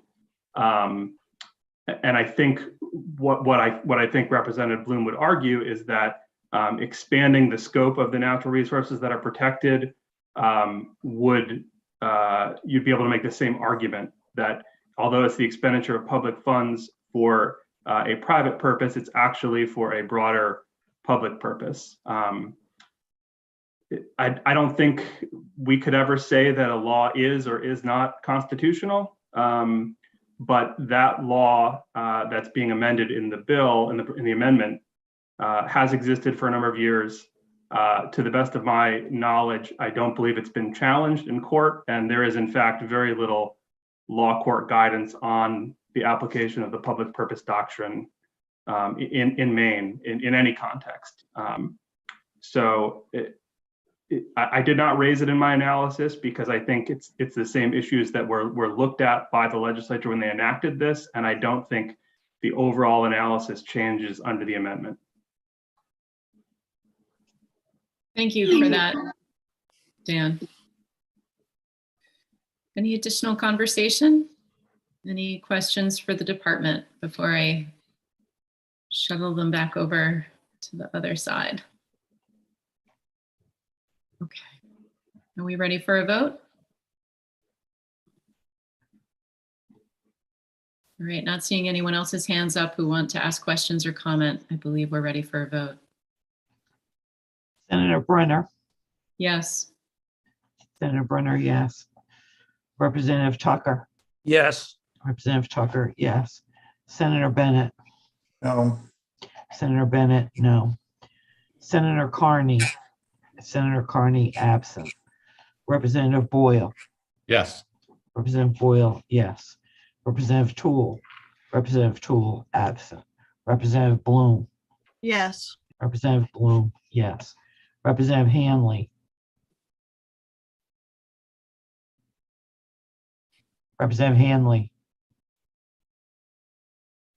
Yes, then, no.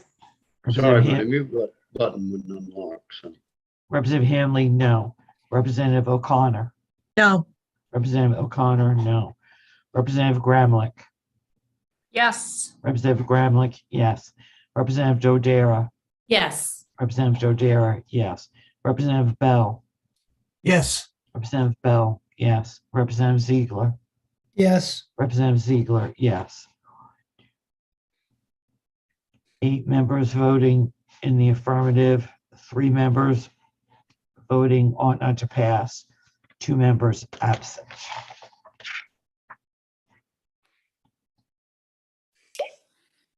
And I'm assuming Dan's going to ask for the minority report.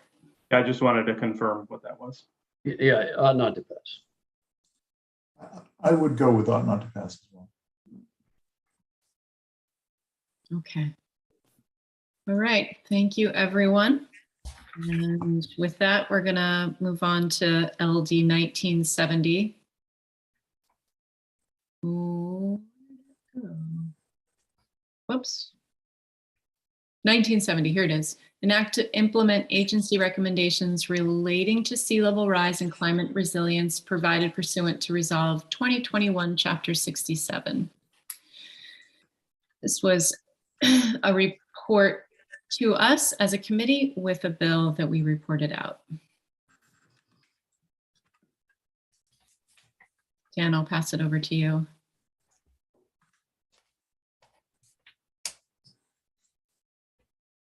Sure. So I won't go through the incredibly long summary of the bill. There was no opposition testimony. I'll note there wasn't either for nor against with Maine Municipal Association. Representative Bloom had, prior to the hearing, distributed a proposed amendment that made a couple of changes to 2 different sections of Part A of the bill. There were other presenters that expressed support for that amendment, and there was no opposition to that amendment. The Department of Agriculture, Conservation, and Forestry proposed in their testimony an amendment to the bill that would add a new provision to amend the Title 12, Section 685-B to include similar harmonious fit language to that was included in Part B of the bill for DEP. And they actually provided in their testimony draft language for that amendment. Maine Audubon proposed further amendments to Section A-1 of the bill, which relates to culverts under LUPC jurisdiction in Title 12. They suggested requiring consideration of open bottom culverts and to require a replacement culvert to be designed with an opening sufficient to accommodate flow from a 100-year frequency storm event. I've noted here, probably a bit speculative given the language, but the Nature Conservancy testimony seemed to express support for that type of change. Maine Municipal Association expressed a number of concerns with the general impacts of the bill in a number of areas, but they were specifically concerned about Section A-9, which gives priority and grants under an existing DECD program to municipalities that have adopted a local climate action plan, which is something that's also provided for in the bill. Per MMA, many municipalities do not have the resources to adopt such a plan, which they estimate could cost around $20,000, and they're concerned that this prioritization of funding could further the divide between communities with sufficient resources for these activities and those without. Happy to answer any questions.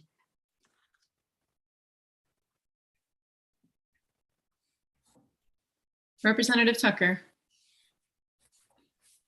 If no questions, I'd like to put the motion on the floor of ought to pass for LD 1970 and in addition to include Representative Bloom's proposed amendment, which is listed as number 1 on the analysis, also including the Department of Agriculture proposed amendment on harmonious fit, and also including the Maine Audubon and Nature Conservancy proposed amendment, but not including the MMA concern about different towns.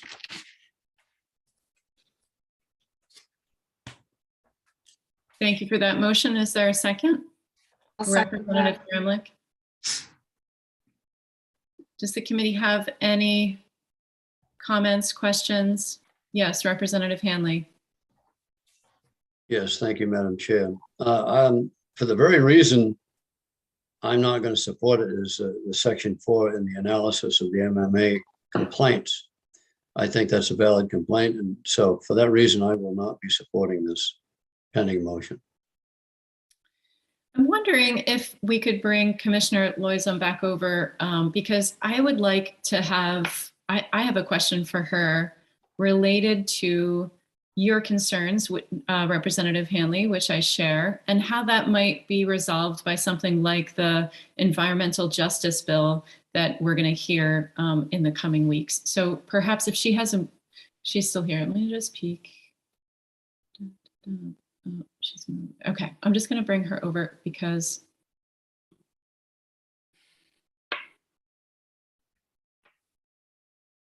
I'm curious.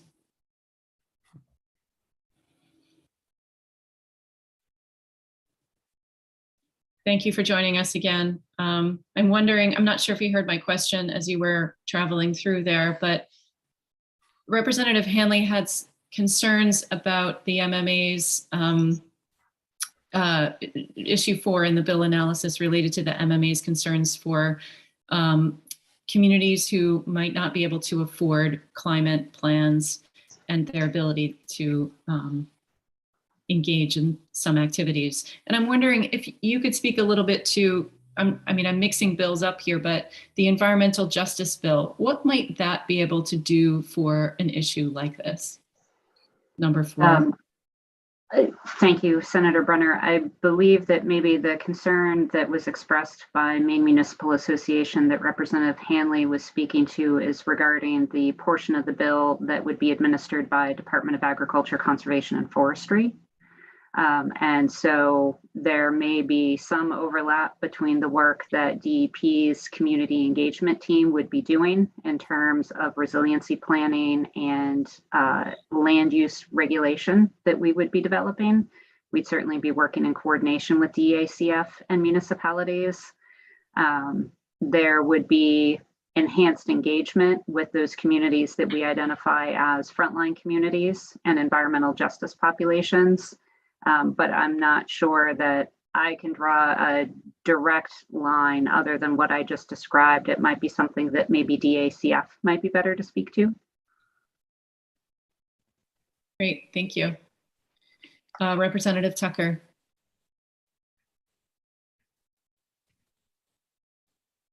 You're muted, Representative. The concern that I would have is whether some town decides that it does not want to have a climate action plan, just wants the money and applies for funds and grants, but has no plan overall of how to approach climate change. It seems to me they go together. I mean, you're either in it or you're not. And that was my concern, but obviously, I don't know if there's a compromise that could be worked out here at this late date, but that was the reason I left that off the motion. Thank you. Representative Bloom. Yes, if we could bring in Judy East from DACF, I think she can answer some of these questions. In the working groups of the Climate Council, we've been very involved with this specific issue about equity and in terms of helping towns that need, we've already identified towns that need the most help, identified regions that need to be regionalized. These things have been, are being dealt with. And I think maybe we could ask Judy to expand on that. Did you hear that question on your way through, or do you need a summary? Thank you, Senator Brenner. I think I heard the whole gist of it.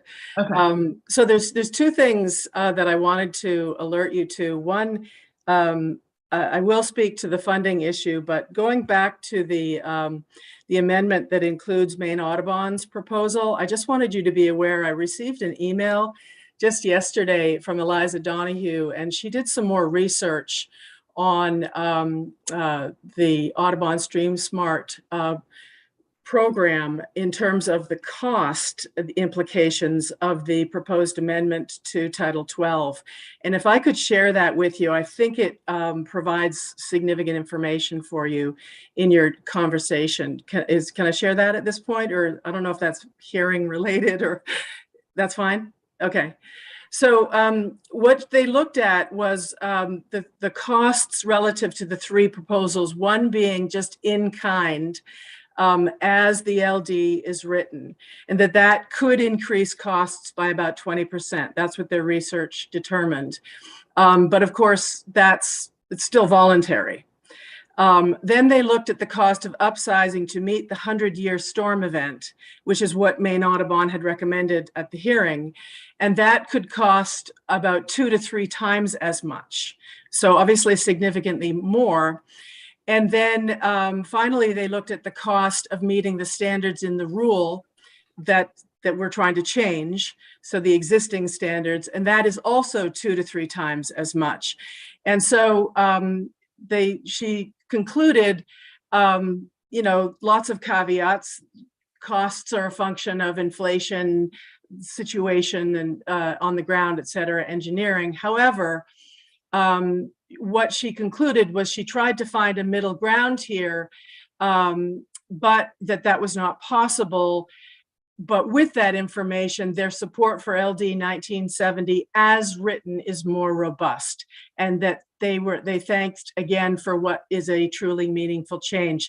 So from what she has said, it feels to me like they're sort of pulling their recommendation off the table, and that the proposal as written, or as the amendment was put to you in our testimony, they're in support of, because of the cost implications.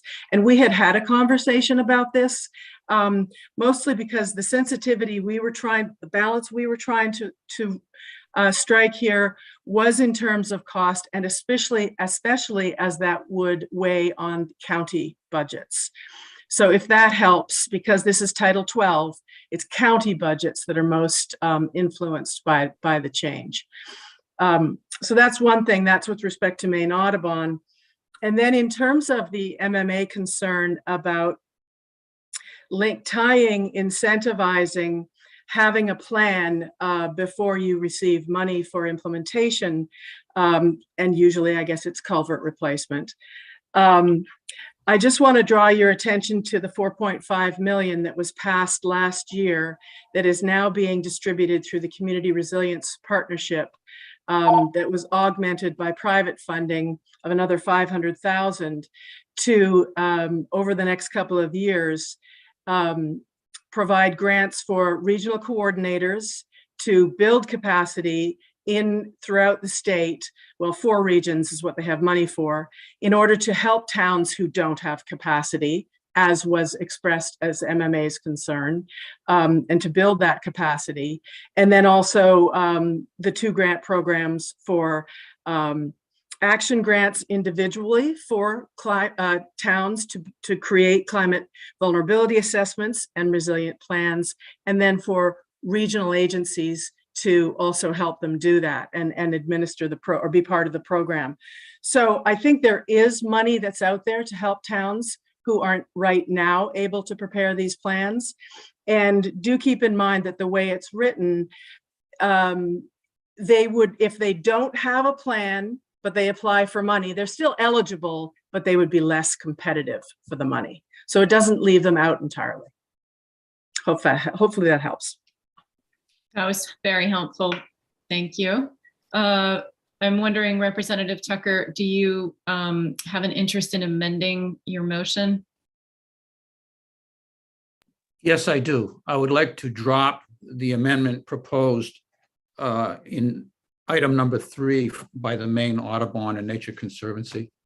And I still would maintain that we need to have a climate action plan. And as the administrator has just explained, it's not that much of a problem to get some help and to get a local climate plan set up. It's just not a big deal. And I think our second was Representative Gramlich. Is that? I concur. Thank you very much.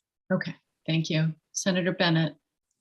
Thanks, Madam Chair. I see in the analysis and recall the testimony being given that the climate action plan locally could cost $20,000. Is that a real number? And I guess I'd direct that to Ms. East if she has a good sense of that. Does it really have to cost that much? I believe the comment was that I thought it had to, their testimony had to do with comprehensive planning.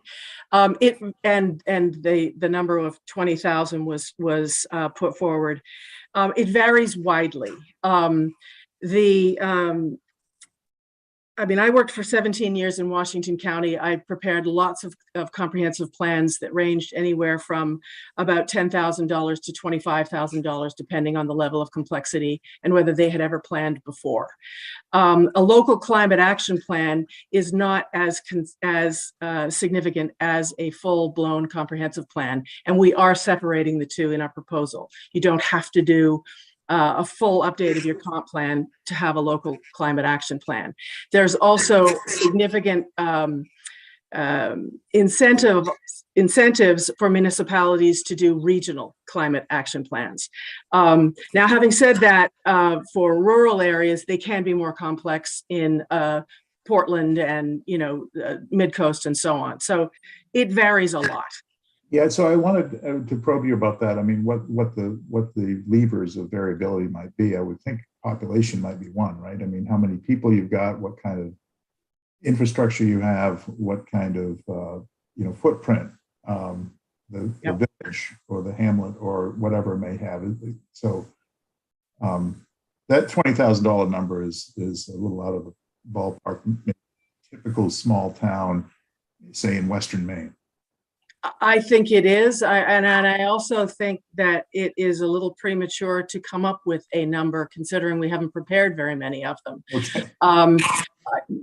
For one example, in 2013, 2014, I worked with the University of Maine, Machias, and we prepared a county-wide climate vulnerability assessment for all of Washington County. And that was part of multiple other work that we did. And I would guess that was more in the range for the entire county in the range of $25,000 to $35,000. But that's the entire county. Thank you. Representative Boyle.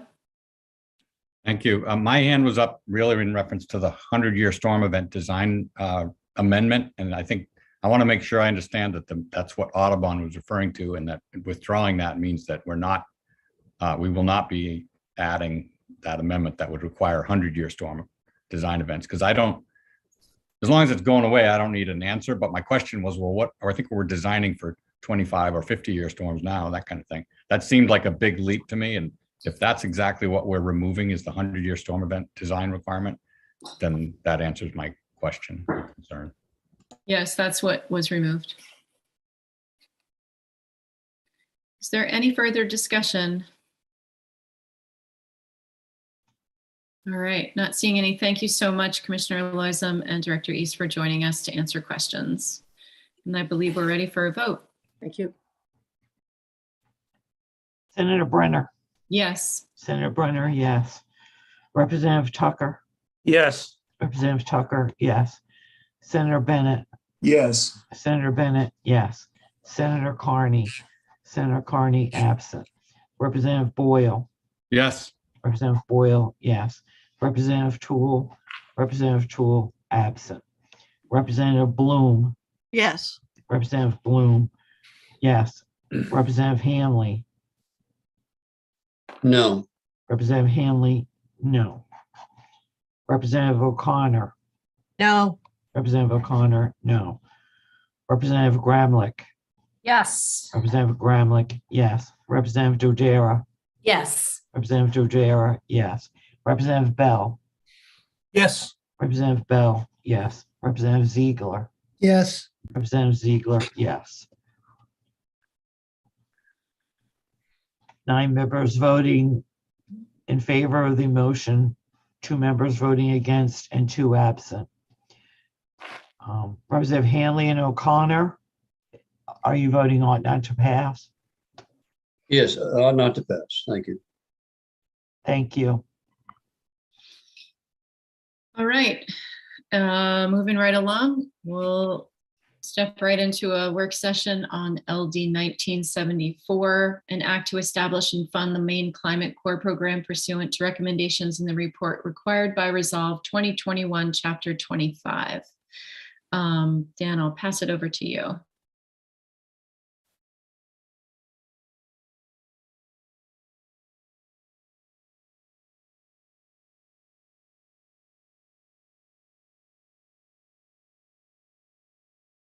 So I'm not even going to bother with the screen share. There was 2 notes I made in my analysis, and neither of them were proposed changes to the bill. I will note that I did hear from Volunteer Maine and Representative Riley that, and the federal funding piece does confuse me, and I haven't grasped all of it yet, but it sounds like they may not be expecting federal funding for the Maine Service Fellows program, but there may be funding available for the Climate Corps.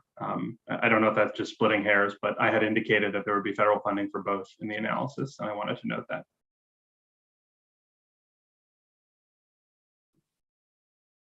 Any questions for Dan? Any comments by the committee? I'll go ahead and make a motion that we pass, we ought to pass LD 1974. Second. Motion. I think that was Vicky. I think that was Representative Dudera. Okay. Any comments, questions, discussion? All right. I think we're ready for a vote. Senator Brenner, Yes. Senator Brenner, yes. Representative Tucker, yes, Representative Tucker, yes. Senator Bennett, Yes. Senator Bennett, yes. Senator Carney, Senator Carney, absent. Representative Boyle, Yes. Representative Boyle, yes. Representative Tool, absent. Representative Bloom, Yes. Representative Bloom, yes. Representative Hanley, Yes. Representative Hanley, yes. Representative O'Connor, Yes. Representative O'Connor, yes. Representative Gramlich, Yes. Representative Gramlich, yes. Representative Dodera, Yes. Representative Dodera, yes. Representative Bell, Yes. Representative Bell, yes.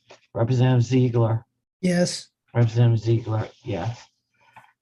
All members voting in the affirmative, 2 members absent. So is the motion just straight ought to pass? No ought to pass is amended? Straight ought to pass. Yes. Thank you. Yep. Dan? So I will let everyone know that because there were appropriations in the bill, it will need a fiscal note. So when we get that fiscal note, we'll change the vote in the system to ought to pass as amended if everyone's good with that. I'm comfortable with that. And the fiscal note will just be the appropriations you see in the bill. Thank you. All right, and last work session is LD 1979, an act to sustain good paying jobs in the forest products industry by ensuring consistency between comprehensive river resource management plans and state water quality standards. All right, passing it over to you, Dan. So as I noted to you this morning, there was a great deal of testimony on this bill, and a lot of it was very specific to the issues involved with the Shawmut Dam relicensing process that's currently underway. The analysis that I prepared is somewhat more descriptive than detailed, I think, to the analyses I normally prepare. So I don't know if you want me to go through that to provide some background, or if you want to just jump into it. I think there was a number of issues identified with the existing language, and there were a number of factual conversations about the Shawmut Dam relicensing process. I will note that I sent you a letter that was provided to the committee from US EPA Region 1, which expressed some concerns similar to what DEP had raised with the original bill. Any questions for Dan? Any thoughts about 1979? Yes, Senator Bennett. Thank you, Madam Chair. I think that the Section 1, first of all, I learned a lot during this hearing, and I appreciated it being new to this policy area. And there's lots of little rabbit holes to wander down with this particular piece of legislation. But I think one thing that I concluded personally was that Section 2 is something I can't support. I think Maine needs to keep control of its own water quality assessment and not outsource that to a specific entity, anybody else, frankly, but particularly one that has a very specific purpose like FERC. With respect, and that's Section 2. Section 1 of the bill, I think, taught me that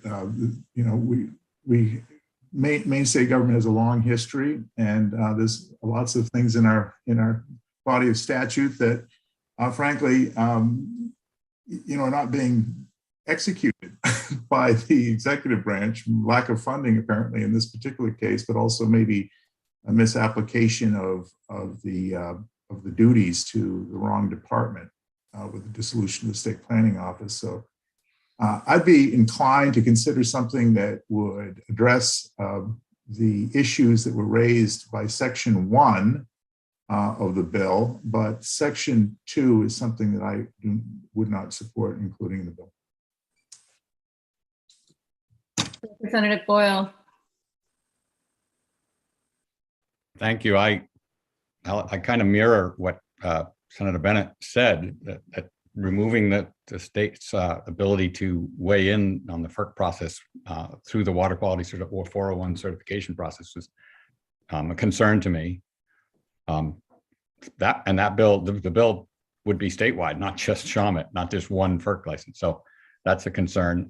So I wanted to agree with that comment, and I think I've heard that throughout the testimony as well from a lot of people. But I learned a lot too in the hearing process and in the conversations. And I don't want to continue as a state to not do comprehensive river resource management plans. I think I'd like to, use this vehicle somehow to push the state to do that again. It's been since 1993, 29 years.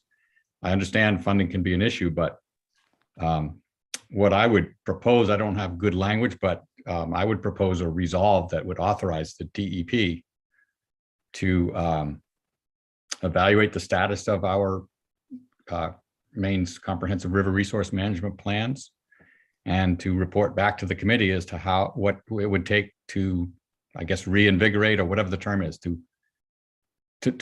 have those be done. So that I don't know exactly what would be in all of those. I'm not an expert on river resource management, but I would like to think that if we had a river resource management plan for the Kennebec watershed in this instance, that there would be something in it that the state had already done analysis that could feed into both the state water quality certification process as well as the relicensing process itself.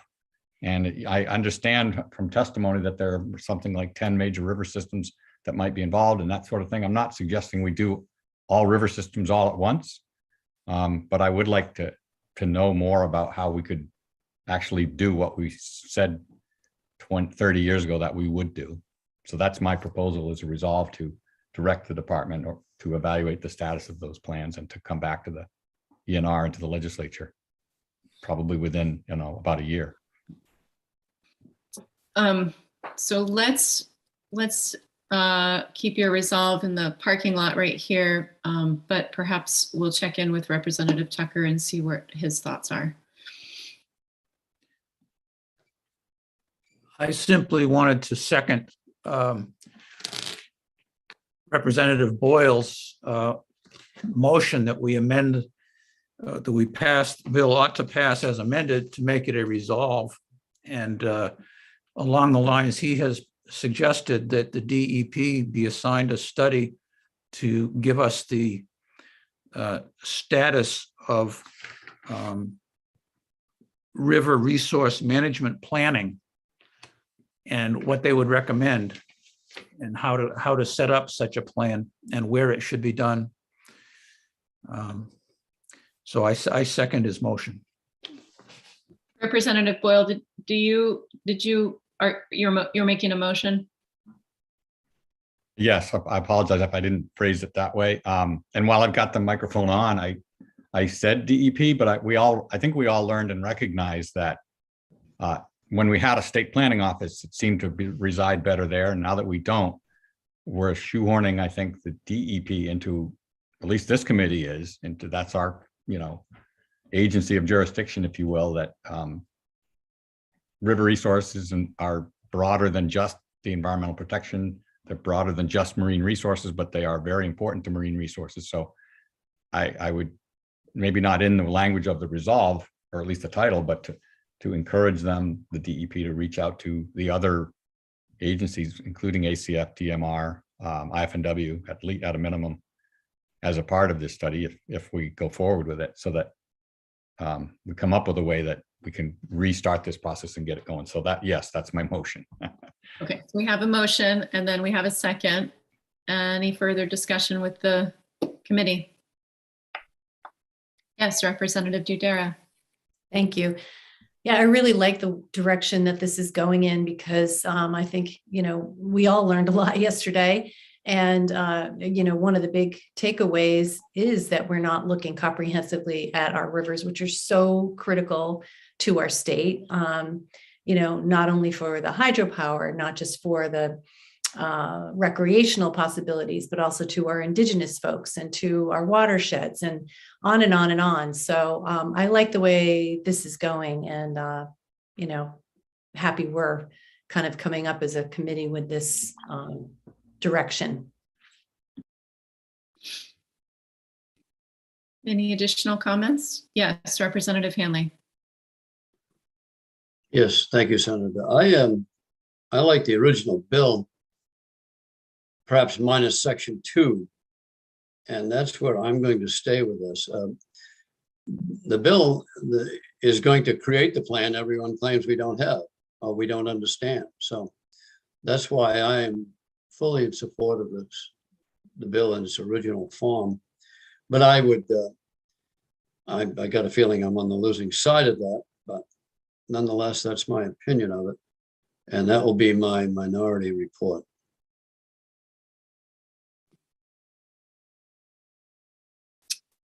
I'll just reply, Rep. Hanley. I don't think we're that far away from each other here on this one. I'm fond of the motion on the floor currently. And the reason why is because I think when it's been 29 years since you've done something, like, for example, 29 years ago, I just was starting college. I've done a lot in 29 years. So I think in state government, having there be a 29-year lapse from the last river management plan till now, it behooves us to have some understanding as a state government about how best to achieve those management plans. So I think we're all in agreement that plans should happen. It's just a matter of exactly how they should be executed. So I think we're all talking about the same thing. It's just, if we're going to go forward and do it, wouldn't it be nice to know whether it should live at ACF or whether it should live between IFNW and Marine, or whether it should live in the Department of Environmental Protection? But it just doesn't seem like having it happen without some thoughtful approach to which way it should happen feels more prudent to me. Senator Bennett. Yeah, I just wanted to add that I had the privilege of serving recently on a task force called the Task Force to Review the Process for Reviewing Tax Expenditures. And only in government could you have such an entity. So, but in the present context, I think we need a plan to create river plans because just having it in statute doesn't work. And I support Senator Brenner's comment here that we really should decide whether we want to do these things or not. And if we do them, we should find the right agency to do them and then invest them with the right resources.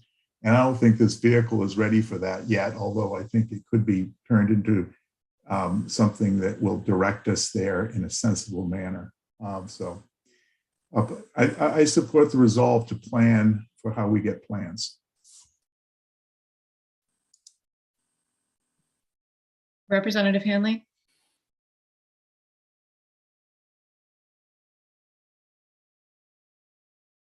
I'm sorry, I meant to take my hand. Representative Boyle.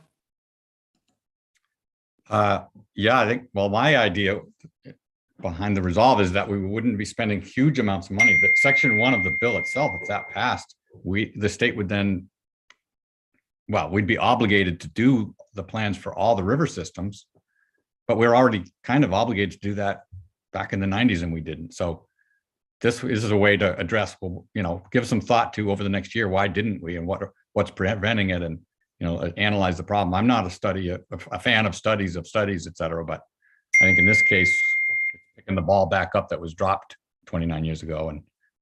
And so I think it's a good way to go, and not spend all the money that would, I don't think the bill would pass if we passed it with section 1, because it would be, I don't know, $100 million, $10 million, huge millions of dollars to do all those studies. Dan. So I'm hesitant to jump in, but it is perhaps useful to note what the existing statute provides. And the bill doesn't include that because it repeals and replaces that. So I just wanted to share it. This is what is currently in law. And so there's very little difference in the overall requirement that's existing in law and what's proposed in section 1 of the bill. Other than the fact that there's additional a note about giving consideration to existing uses that's not in the existing law, and section 1 of the bill attempts to make these plans major substantive rules. Although I think the intent may have been just that there needs to be a legislative review and approval of the plans. They don't really fit well into the rule context, but the existing law currently says these agencies led by DACF shall develop a plan for each of these watersheds with a FERC licensed hydropower project. And I think what the committee heard is, despite that that requirement in statute, there hasn't been a plan adopted in almost 30 years.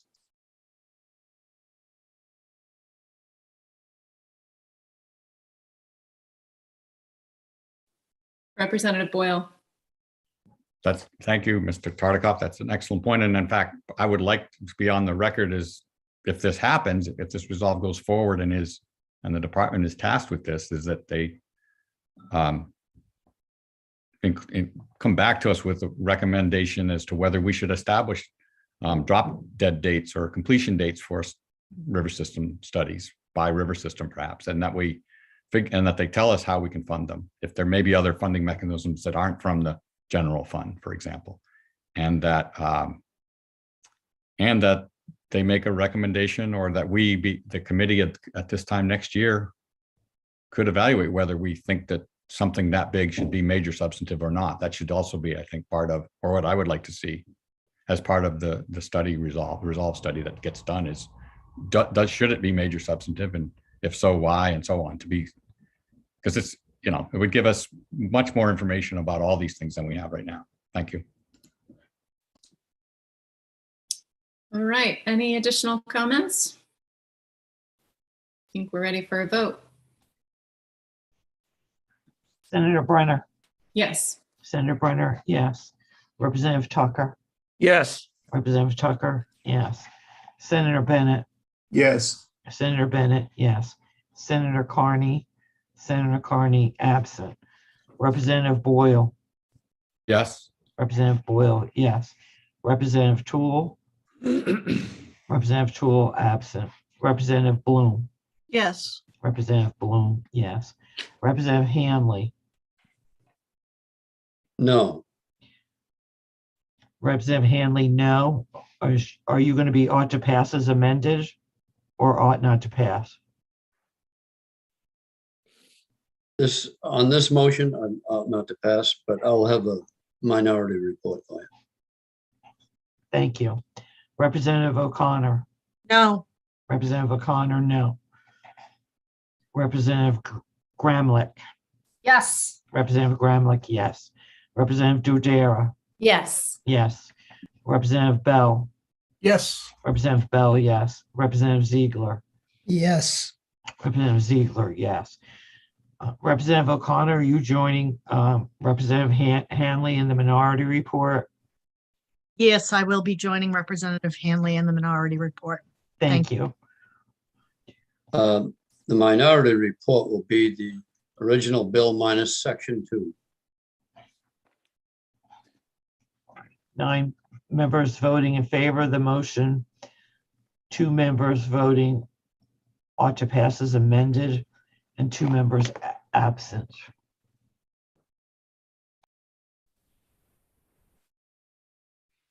All right.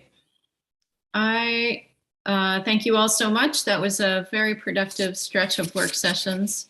I'm gonna suggest that we take a lunch break now for about a half an hour and come back at 1 and finish up our work at 1. So with that, I hope you have a delicious and nourishing meal and come back with lots of energy for our language reviews. Thank you all so much.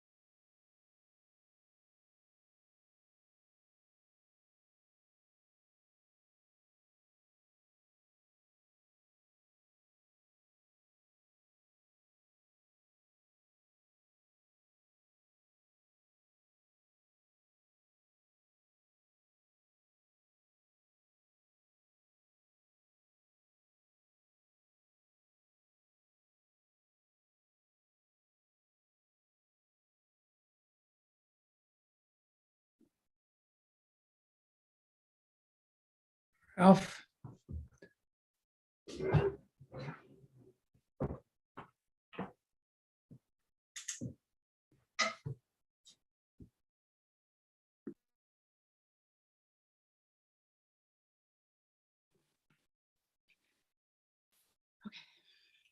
Hello, everyone.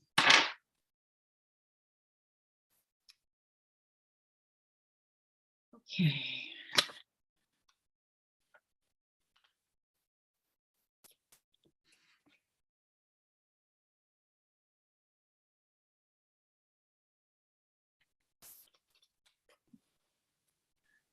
Mr. Tartikoff, are we running you ragged? No, I'm good. I'm Okay. happy to see things voted. Then we'll have to work harder and faster. As a lobbyist once said to me, that's why you make the big bucks. Right. It will be helpful. It looks like we may wrap up here before 5, which would help me prepare for being in criminal justice all day tomorrow and the next day. So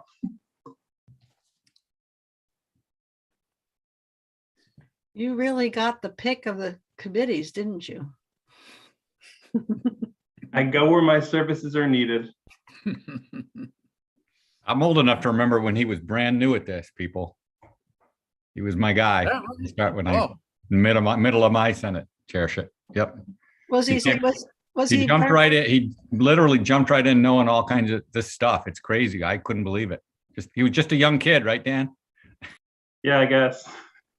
I'd ask for the stories, but we're live streaming, so. We'll just keep this going until Stacy looks up. Oh, we're done.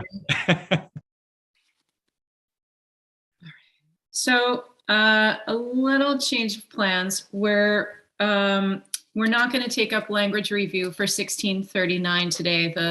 We're going to hold off until the bill sponsor can join us next week. Okay. So we'll move into language review for 1875.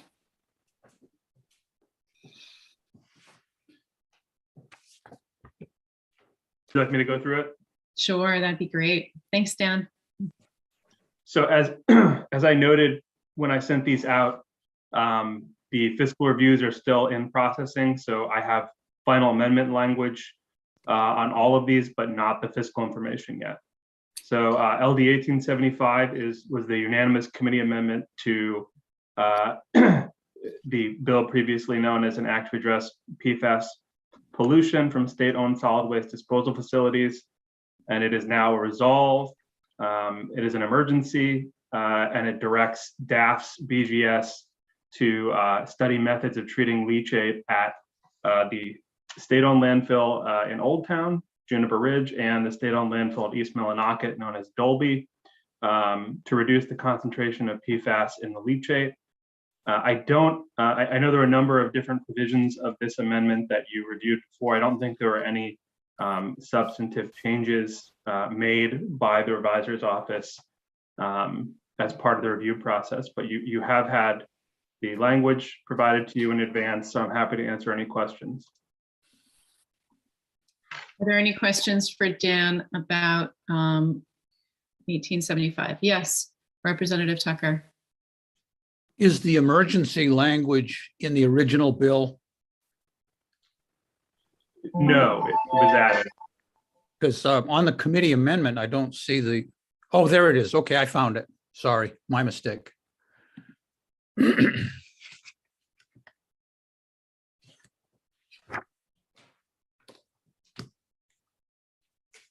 Any other questions for Dan? Everyone feel okay with that language? I'm just curious, what was the vote on that? Do you recall? It was unanimous. Unanimous, okay.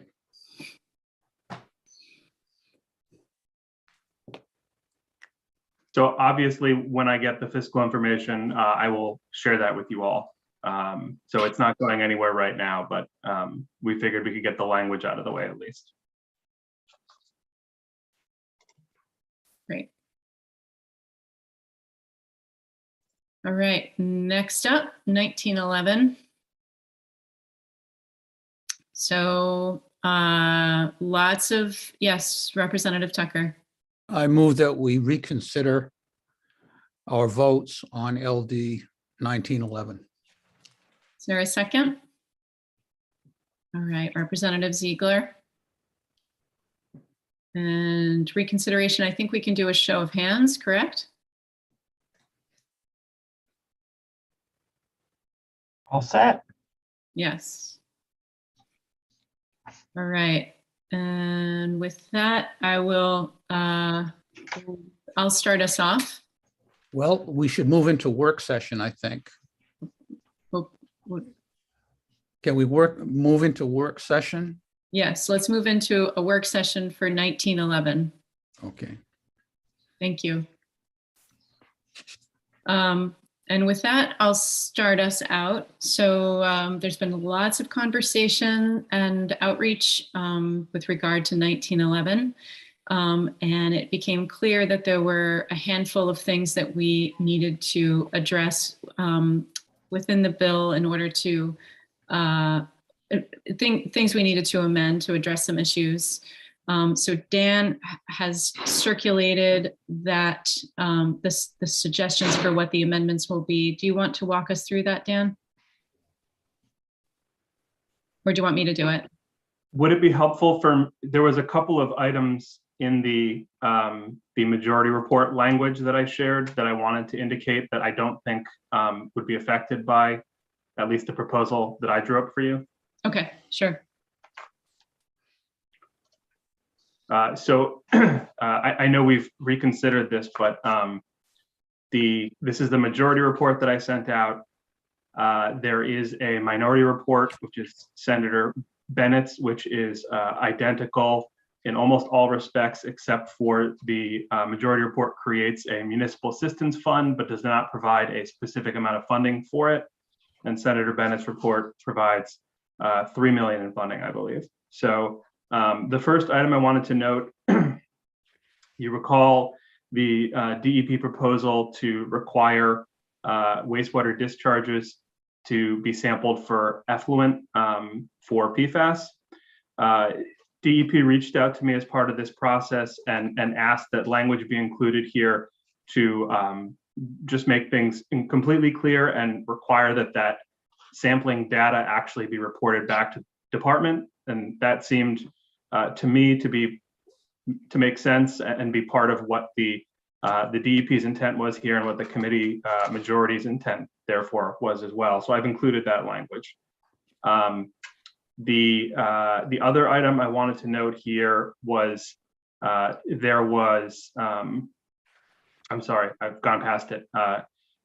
In the amendment from Senator Brenner that was voted as the majority report and then also as Senator Bennett's minority report, there were later on in that amendment, there were two unallocated provisions dealing with prohibitions under certain circumstances of the land application of septage. After some discussion internally within my office, we decided it was more appropriate, since these were permanent prohibitions, to allocate them to statute. So we've included them in section 2 of this report.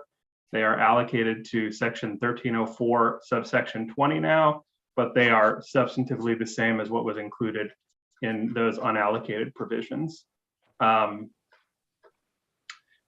not going to go into it too much, but the committee voted conceptually, the majority voted conceptually to approve including a municipal assistance fund to address some of the issues that were heard from municipalities.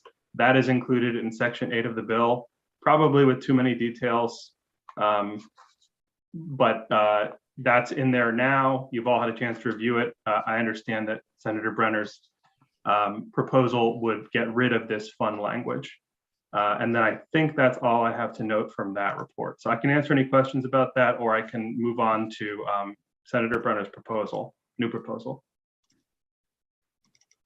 Any questions right out of the gate, or everyone comfortable with moving on with the new proposal? Let's go ahead and do the new proposal.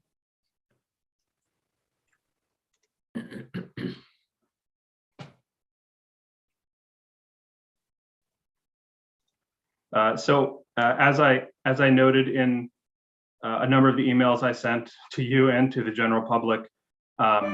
Because of that change that I just described to the unallocated sections becoming allocated, the section numbering in the majority report is off a bit from where it was in the drafted amendment that was distributed for the work session.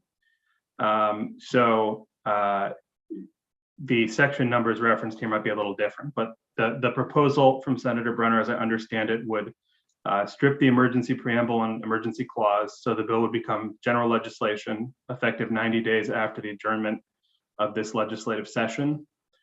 There would be a change to the section 4 prohibitions, or if you're in the final amendment language, the section 5 prohibitions, the land application and composting prohibitions for sludge, to incorporate the following additional exclusions. If you recall from the the majority report, there were some exclusions to make clear that you could still landfill all this material. So the idea here would be to add additional exclusions to note that the prohibitions don't apply to the land application or composting of residuals generated as a result of the processing of food waste, crops or vegetative material, or the brewing of malt liquor or hard cider, or distilling of spirits, including but not limited to blueberries, apples, potatoes, seaweed, fish and seafood, and spent grain and malt, provided those residuals are not mixed with sewage, industrial sludge, septage, or sanitary wastewater prior to or during land application or composting.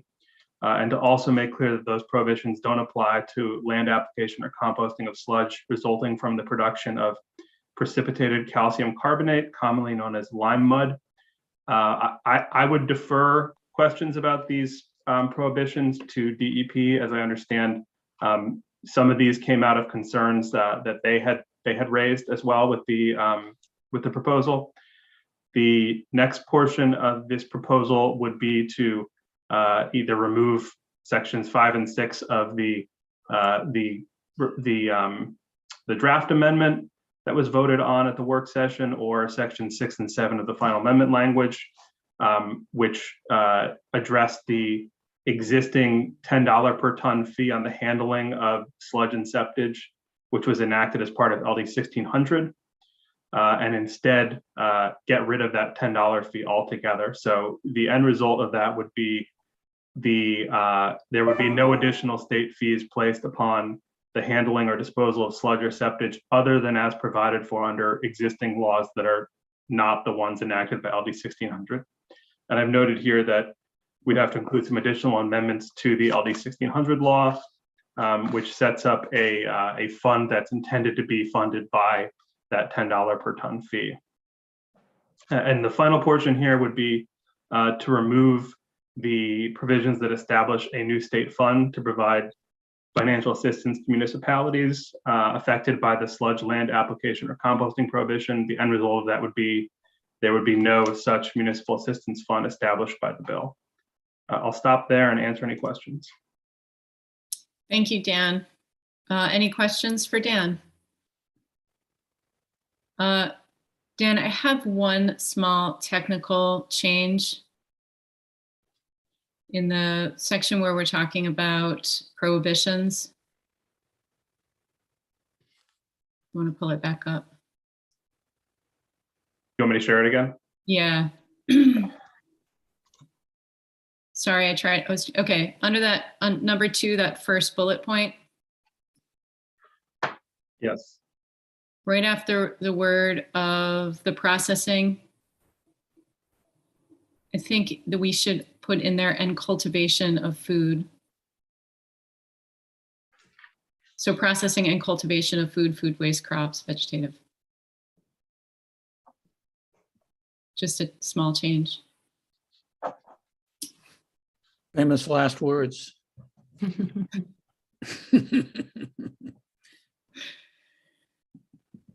Yes, Representative Tucker. I'd like to make a motion that LD 1911 ought to pass as amended by our committee amendment and further as adjusted by Mr. Tartikoff's narrative, and further changed as to items 1 through 4 on your recent proposed amendment to the amendment. In other words, it's exactly as we've reviewed the bill just now. Thank you. Thank you. Yes, Representative Dudera. I will second that, but we're also changing that one word that you just talked about, right? Yes, exactly. Thank you. Any discussion? Representative Hanley?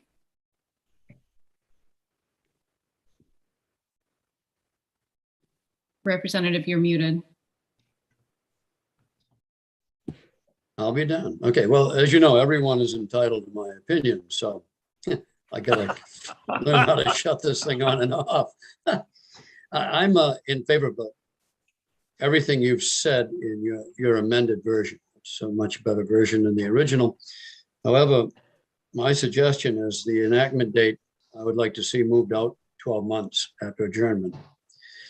And I also would include a general fund allotment of $5 million, as Senator Bennett requested in his amendment. If those two changes happen, we'll have a unanimous report. Representative O'Connor.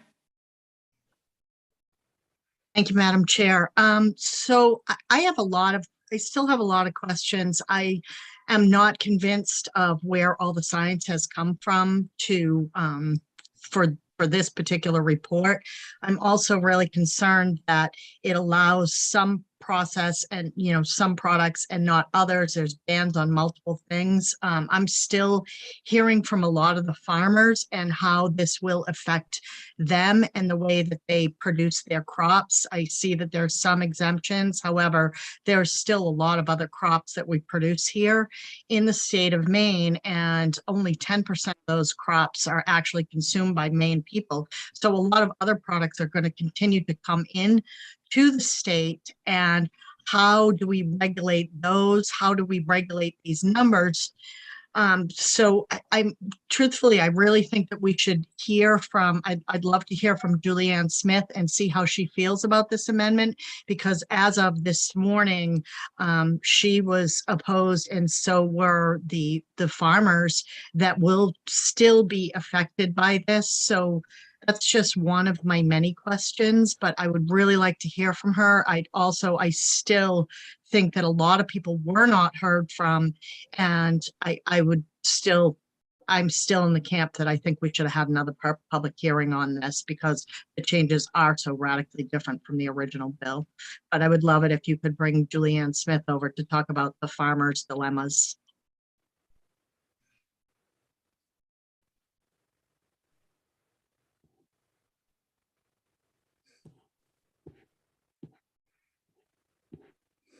Let's see if we can find her. Do you have a specific question for Julianne Smith?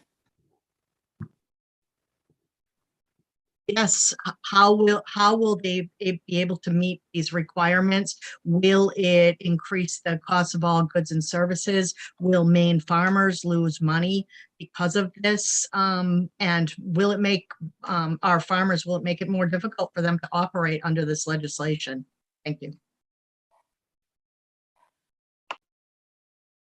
Welcome, Julianne Smith. Were you able to hear Representative O'Connor's questions?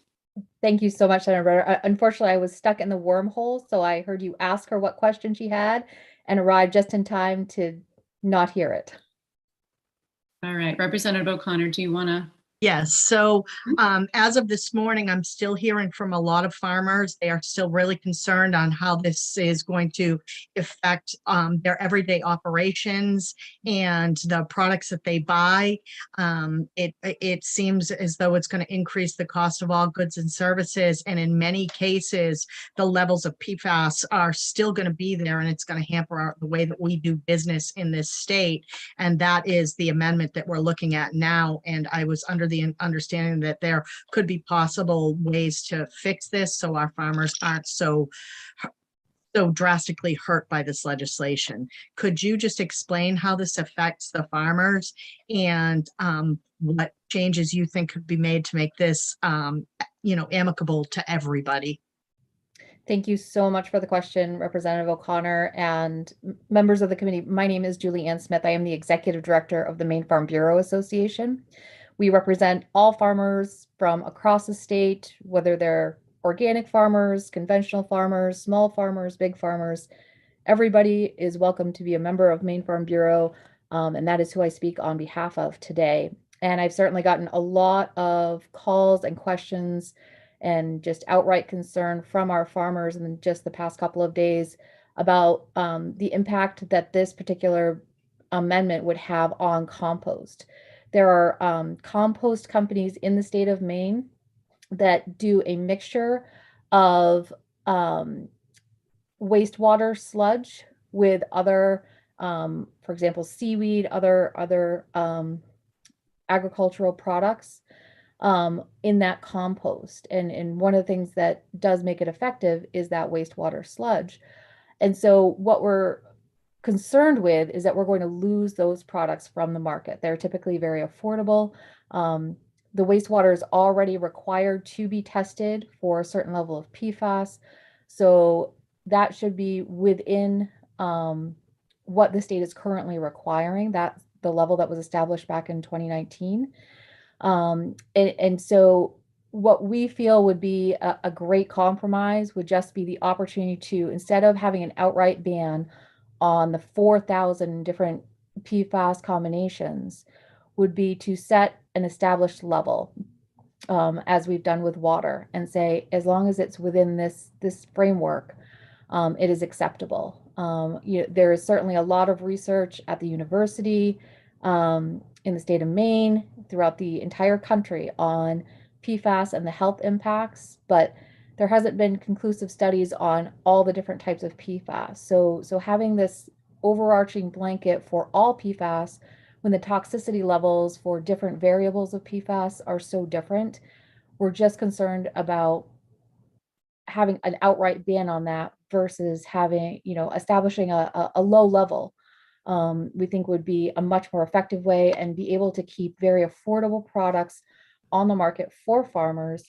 And of course, that affordability is what's going to keep them in business. We've found, we've lost 50% of our dairy farms just within the last 10 years. And the higher the cost of the inputs for farming, the more farms we lose. So we certainly don't want to lose any products that are currently available to farmers that they know work, that are established, and they've been working and have been safe. My farmers are not complaining about health impacts from the use of compost products. So we'd like to be able to keep those on the market, and can certainly do that if there is a framework instead of a ban.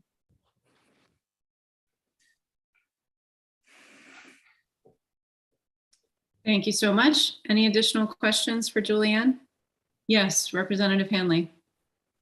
Yes, thank you, Senator. Thank you, Julianne. Wonderful to see you here. And thank you for speaking up for this group of people in Maine. Have you got a number in mind that should be the acceptable range that would allow the farmers to continue to exist? I think there's probably someone better than myself to answer that. My answer would be a guess. I'm not a scientist. I'm not an engineer. So I think, probably someone from wastewater management or the department would be a better person to answer that.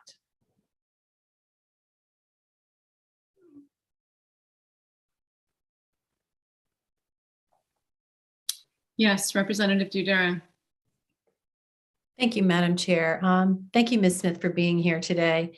I am just curious because we certainly have heard from lots of farmers about this and their health concerns, the concerns of their going forward, their ability to sell their property. And I'm wondering if some of your members fall into that camp as well. If you are, if you've got members of your group who also share the health concerns about PFAS.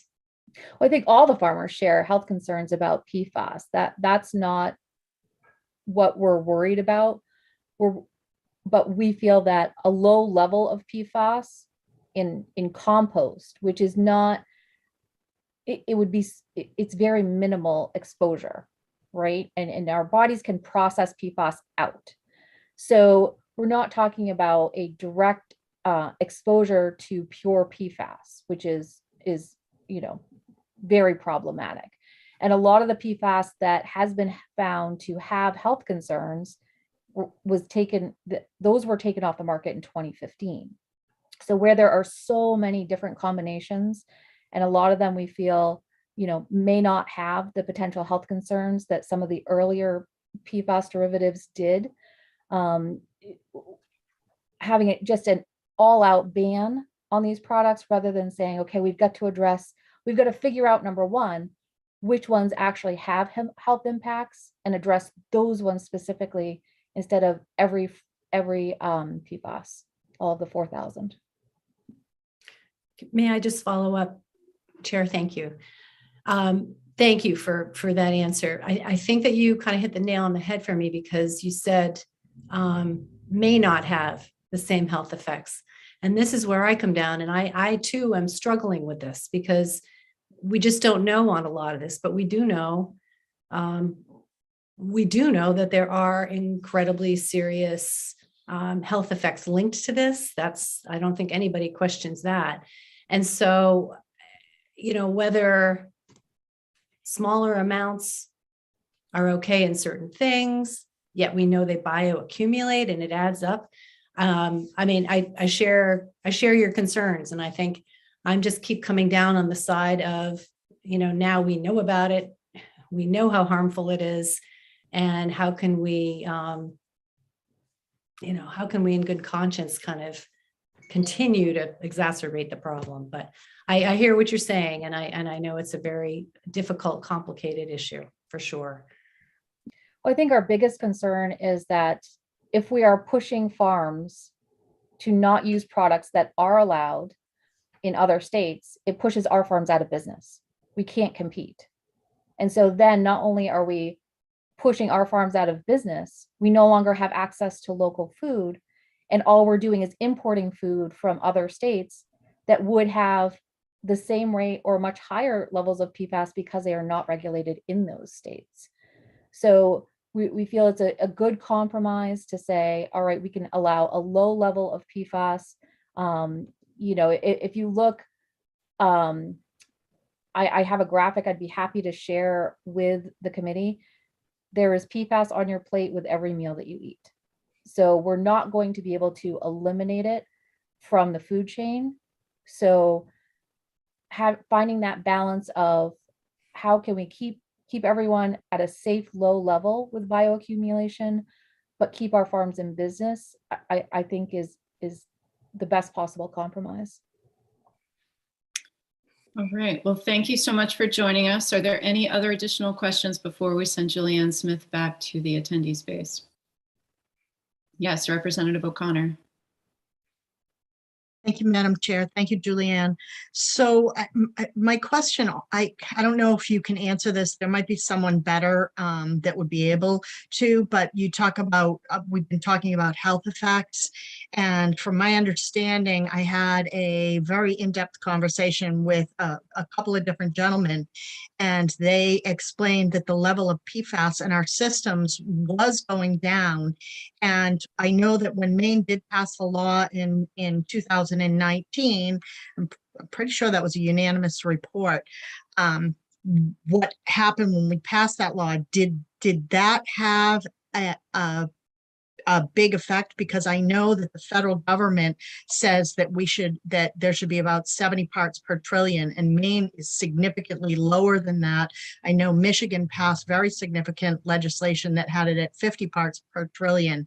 And would somewhere in between there mitigate the damages that would be caused by farmers if we could reach some kind of a compromise that was over the part that Maine's which I voted for, very, very stringent law? Would it be better if we could impose a different finding on that. So Representative O'Connor, I think there's probably someone from the department that could probably address your question. And so if you wouldn't mind holding it, I think let's send Julianne Smith back through and we'll bring someone from the department in to answer your question. That would be great. Thank you. Right. Thank you so much Julianne. for joining us, Thank you. Julianne.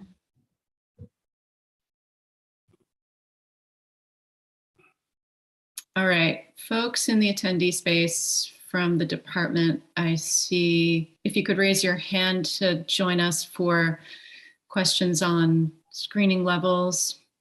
All right. I'm going to bring Commissioner Loisum over and Director Clark.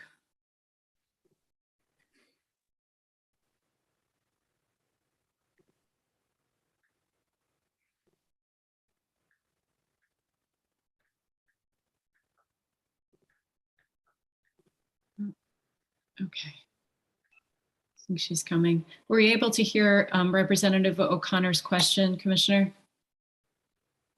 I think so. I think that I heard a question related to the 70 parts per trillion drinking water guideline that EPA had established in 2016. And the inquiry with Julianne Smith, if some level related to that threshold would be one that the state should be considering. Is that roughly summarize the question? Yeah. So just as a recap, because I know it's been a while since the original public hearing, the department does have screening levels that are currently in effect that are being applied and have been since 2019 to compost that is generated from biosolids, including wastewater treatment plant sludge. And those thresholds were established based on using the same set of factors that EPA uses to establish the 70 part per trillion drinking water guideline. And so the utilization of sludge-derived compost that's been occurring since 2019 has been governed by applying those limitations.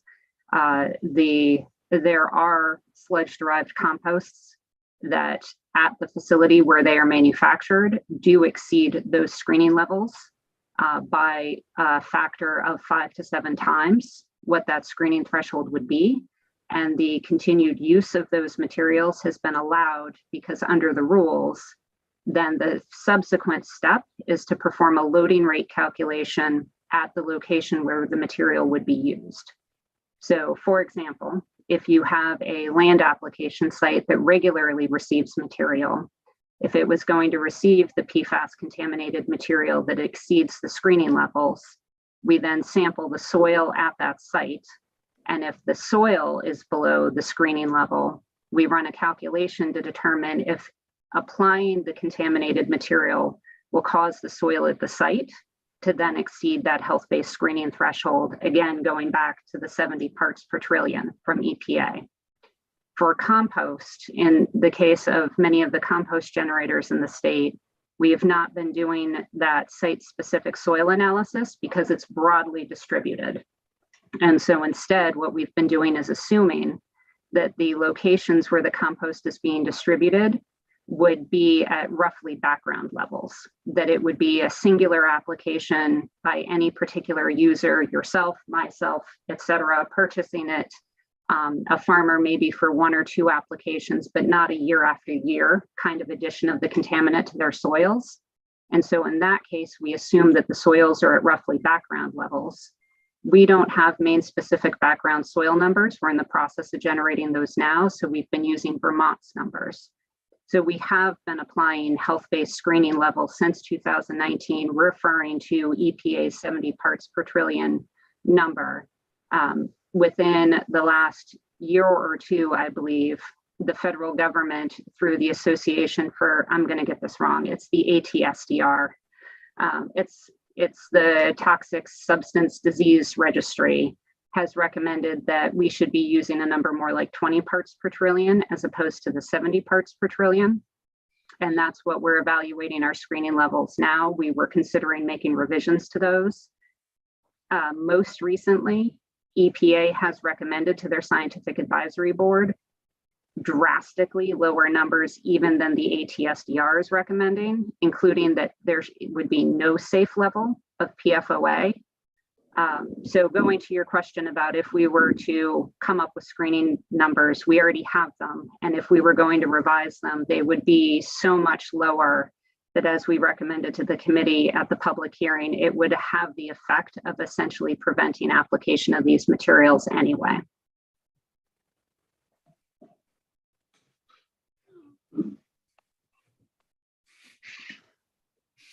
Can I continue? So do we have, thank you, Commissioner Loisum. Do we have a ceiling level for this that that might address the safety concerns? In terms of like a maximum that we would Yes. consider safe? Yes. The screening levels that we're currently using, that's what we've been treating as that essentially a health-based threshold. Okay. So for different kinds of uses and different, so for example, we've got a milk screening level of 210 parts per trillion. There's a drinking water number. So depending on what we're talking about and how people are being exposed, the main CDC generates those thresholds for us. Thank you. If I may, Madam Chair. Yes, please. So I've been looking for, at the federal level, I was looking for scientific data that shows the health problems. And I know that the federal government is investing millions and millions of dollars. And I have yet to see, I wasn't able to find any scientific data on that yet. Is there any scientific data showing the health risks currently, now that since 2015 we've removed a lot of the really toxic PFAS? Certainly, I would say probably the two most relevant references would be that ATSDR determination, where they recommended the 20 parts per trillion be used for drinking water, as well as the recent recommendation by EPA to their scientific advisory board. So we can certainly send you the link, but the quick way for you to get to it is if you just Google EPA SAB PFAS. So that's 3 acronyms separated by spaces.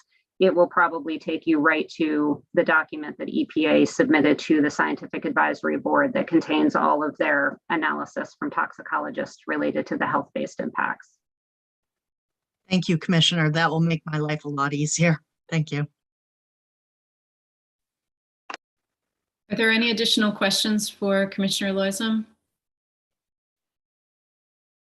Any additional committee discussion?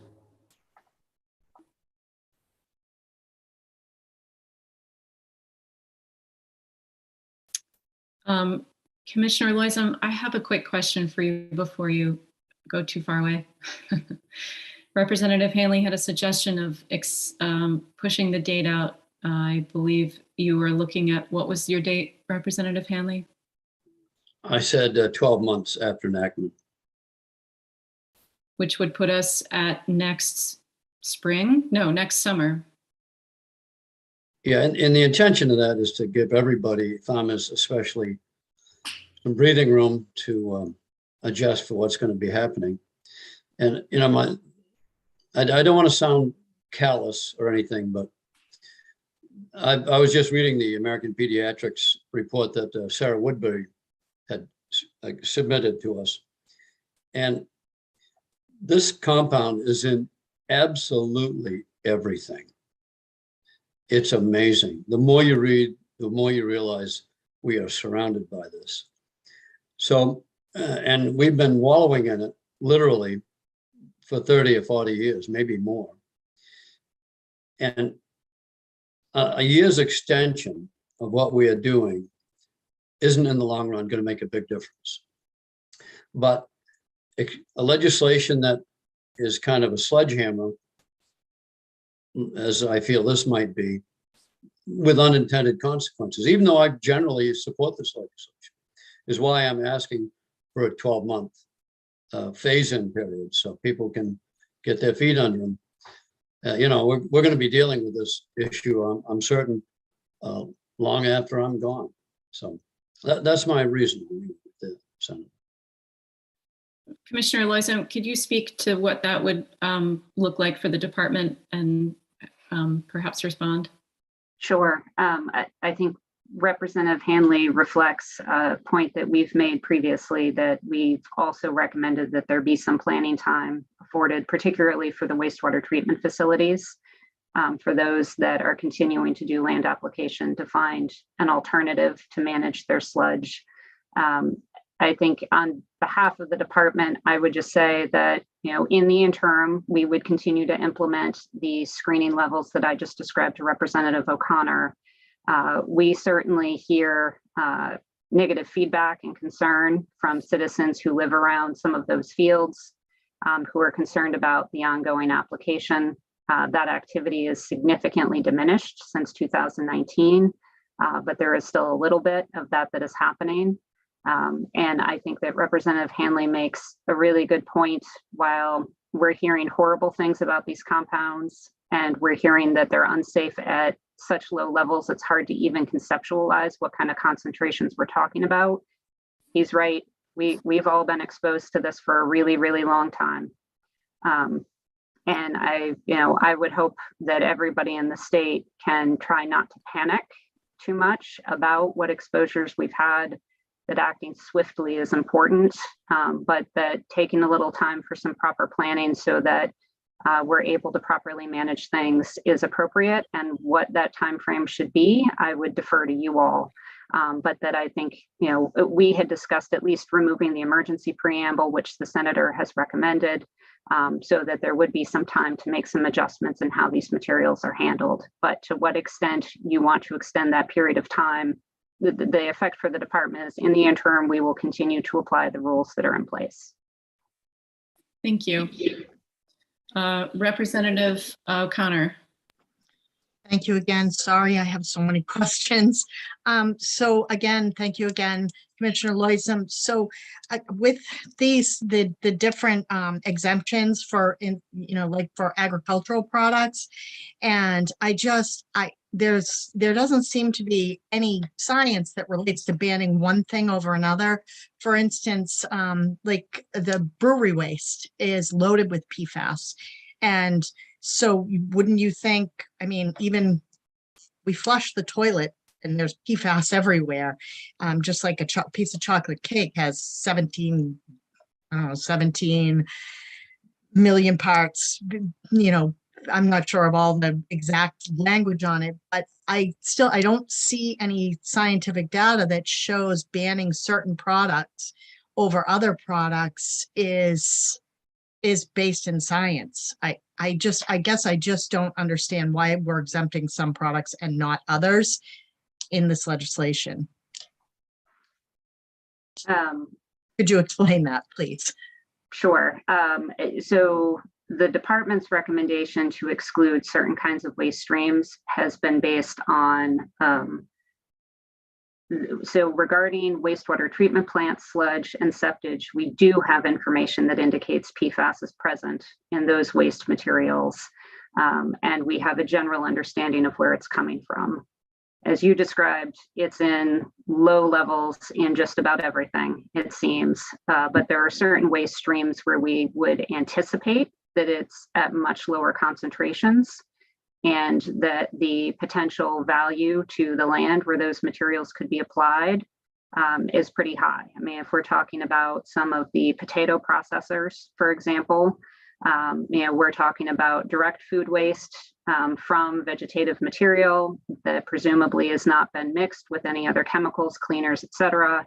And so then we would anticipate, based on what limited information we have, that those PFAS concentrations would be relatively low, and so therefore not present a threat to the public health by continuing to utilize them. Thank you, Commissioner. Representative Bloom. Thank you, Senator. Either this is a question for Commissioner Loiseau or anybody else who could answer. Is there a seasonality to the spreading of the sludge for the farmers? And would it make sense then that it's ready for the next season of that, if that is the case? I am not a farmer, so I'm not sure. Generally speaking, yes, although Director Paula Clark may be better able to answer this question, but you generally do not apply sludge to a growing crop, for example. And so there are some limited windows of time during the seasons when the material could be utilized. But again, she might be able to provide you with a little bit more specific detail on that.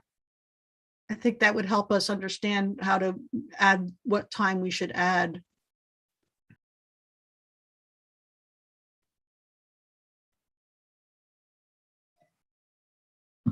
You hear lighting up. Welcome. Good afternoon. I'm Paula Clark, the Director of the Division of Materials Management at DEP.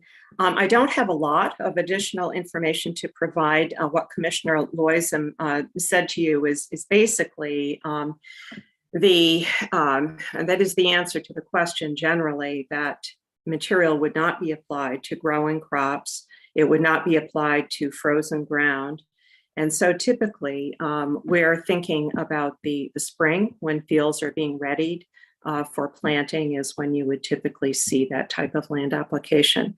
And as we were talking about the prohibition that would go into effect, one of the things that we discussed internally and considered was with respect to the ban on sale of materials that contain sewage sludge, that if we're looking to preclude the sale of these materials, we would be looking to the spring to ensure that those particular products would not be for sale for use in the spring. So we were looking at the timing of the bill with regard to when it would take effect and trying to determine whether or not we would see another season where these products would be available for use in the springtime principally. So if I may follow up, so 12 months may be too long, but it's certainly, when you say spring, March, is that what you're kind of thinking, or? Yeah, likely. I mean, I think a lot of people are certainly, planning for crop planting by then. Correct. And, the material is, I honestly don't know how much of this material is directly being used by farmers. When we think about the material being for sale in a retail setting, for instance, those products are typically bagged products and are purchased by individuals. There is distribution of sludge-derived compost from composting operations in bulk, and that may go to farmers. It also goes to, there are a lot of contractors also that purchase that type of compost in bulk for use in construction projects. And how that shakes out in terms of, what the, who the purchases are, how many farmers versus contractors versus private individuals who use the material in the garden, I'd have to look into that further. In the heyday of sludge land application, the majority of farmers that use this material as a nutrient supplement were applying the sludge directly to their fields. We're not using it in composted form. There's very little of that that's occurring presently, and I think I had provided some information during one of our previous conversations. There were only, I think, 4 treatment plants, 4 licensees in 2020 that actually did any land application, direct land application. There was composting, certainly, and much of the shift of that material to landfill disposal had occurred during 2019, 2020. I'll just chime in about timing of compost application, being probably the only member in our group here that owns a manure spreader. It's between when the snow melts and before you get your crops in, and the ground has to be dry, and then you spread every day. Representative Dudera. The things we are learning. It's just amazing. Thank you for that, Senator Brenner. Thank you for being here, Commissioner Loisem and Deputy Director Clark. My question goes to the fees, because I think we all share a concern on this committee about what this legislation, how it affects municipalities, and we were looking to try to help them out with that, and that's why we had come up with various numbers. But if we do, can you comment on the effect of doing away with the $10 fee and how that might help municipalities? Thank you. I can take a stab at that one. Thank you, Representative Dudera. So when we've spoken with the municipal wastewater districts following the work session where you all had discussed the municipal relief fund, we received some information from them estimating the increase in costs to the municipalities from shifting from land application to disposal based on the PFAS concentrations in their wastes. And some of the additional cost information they provided to us were the fees that were going to be assessed on handling the sludge. And in some cases, we were seeing something on the order of about a third of the total cost increase was that sludge fee. And so when talking to them about ways to help implement this legislation in particular, what we were hearing was that ultimately, if you were going to do some kind of municipal relief fund, it would be very strange for us to collect the fees from them and then pay them back to them. And so ultimately, eliminating the fee seems like a fairly straightforward way to mitigate some of those cost impacts to the municipal wastewater districts. We have not yet collected that fee revenue, so we're not working off of that revenue in terms of implementing our programs. We do not currently have a long-term revenue source for managing PFAS contamination, but we're seeing a lot of federal investments. We've received the general fund investments. And as I've said to Senator Brenner, I do not anticipate that we would be shy about coming back to the legislature or the governor for additional funding if and when necessary to continue our work. And so in the interim, to ameliorate that impact to municipalities, elimination of the fee seems like a very straightforward way to provide them with some help. Representative. Yes, thank you. This is an open question. I think at one point, I think in the discussions, I've heard that the sewage treatment plants and landfills are not required to accept any customer, septic truck or a sludge truck to unload in their facilities. Is that true, Commissioner?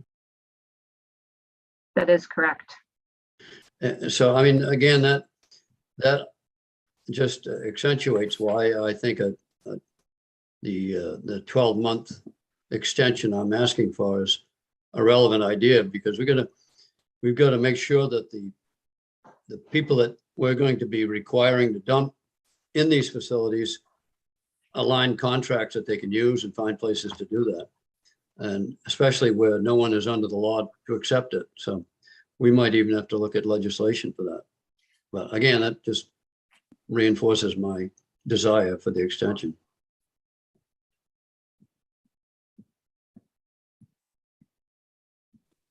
Any other questions from the committee for, yes, Representative Bloom?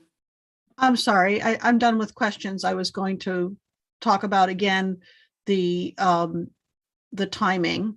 If we want to, I think what we want to avoid another growing season happening with this application of sludge.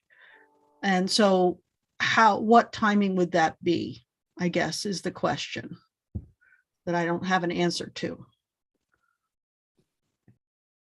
Well, I'll take a stab at that one, Representative Bloom. If it were to be this growing season, the bill would need an emergency, but that is correct. So if you're talking about, I'm assuming this means the next growing season? Okay. I mean, I think you're looking at something after the end of this growing season. So perhaps it's January 1 of 23. That But- makes sense. And that gives enough time. That gives more time than it would normally have given. So we're avoiding it's starting in what, June or March or April or something like that, April or May, with that 12-month window. So we make it more, what is that then? 8 months? Don't quote me on that.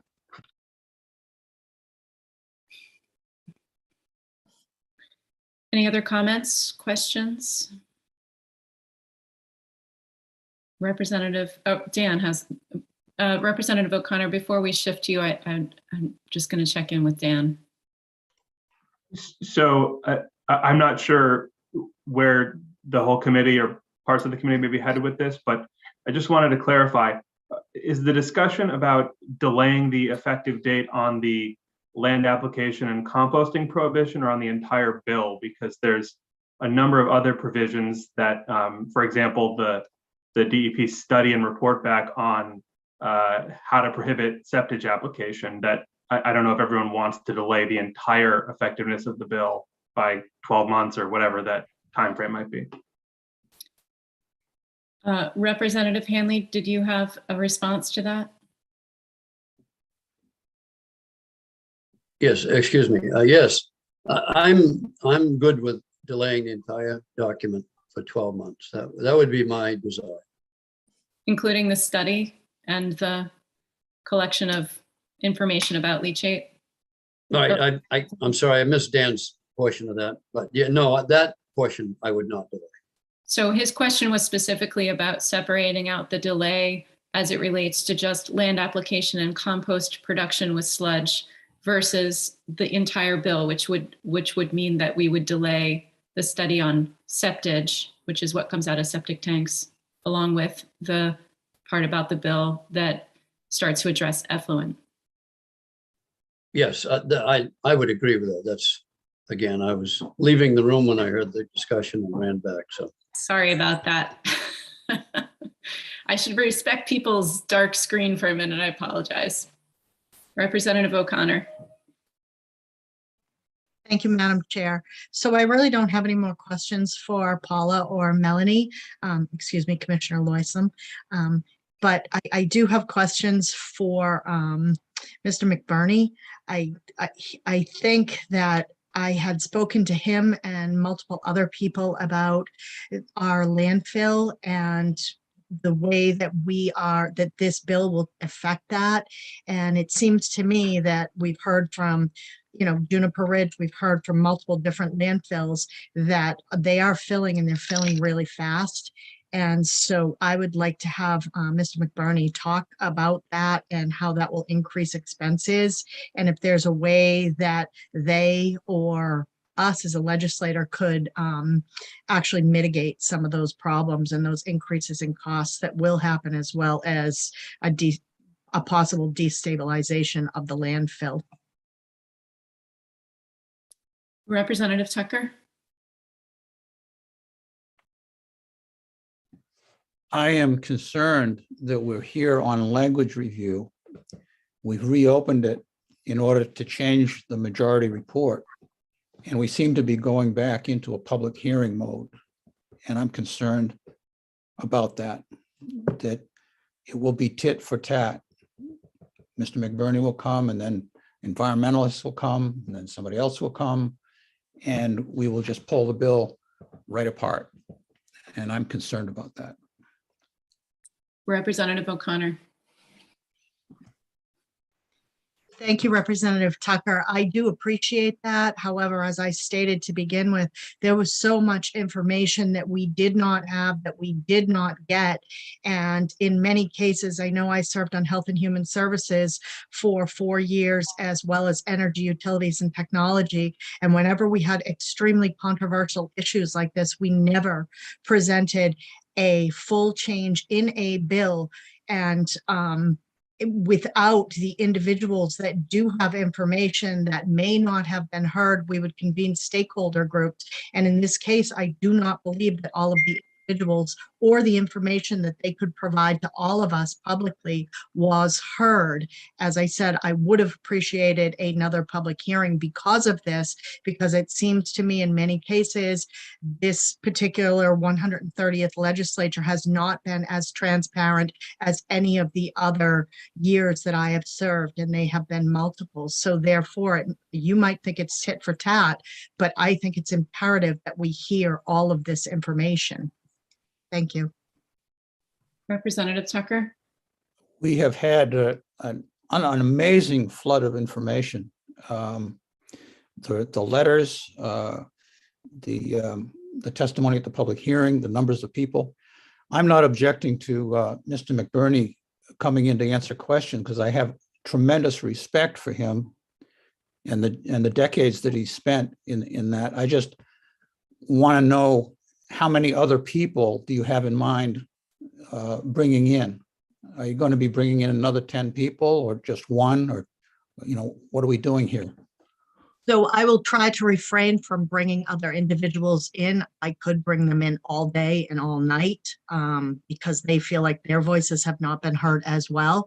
I would hope that Mr. McBurney could answer my questions and maybe give me a little bit more insight, because I want to do the right thing here. I'm just not sure what the right thing is at this point in time. It seems like I'm damned if I do and damned if I don't, no matter which part of this I vote on, whether it be Representative Hanley's amendment to this and his changes or the original bill. I know how important this is, and I just feel as though I'm not convinced that we're going in the right direction. So like I said, I could go on all day, but however, I will suffice to hear Mr. McBurney and what he has to say on this. Thank you. All right, let's bring Mr. McBurney in so you can ask him what needs to be asked.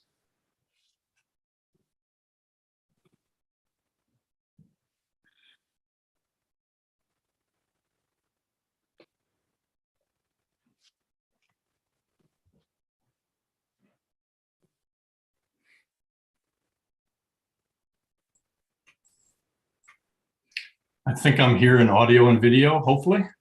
Good afternoon, welcome. Representative O'Connor, would you like to ask your question? Yes, thank you, Mr. McBurney, for being here today, and thank you. I understand that you have worked on this legislation. My concern still is I don't think that we have addressed the landfill situation. We have limited landfill in the state of Maine, and I've learned a lot of things about this.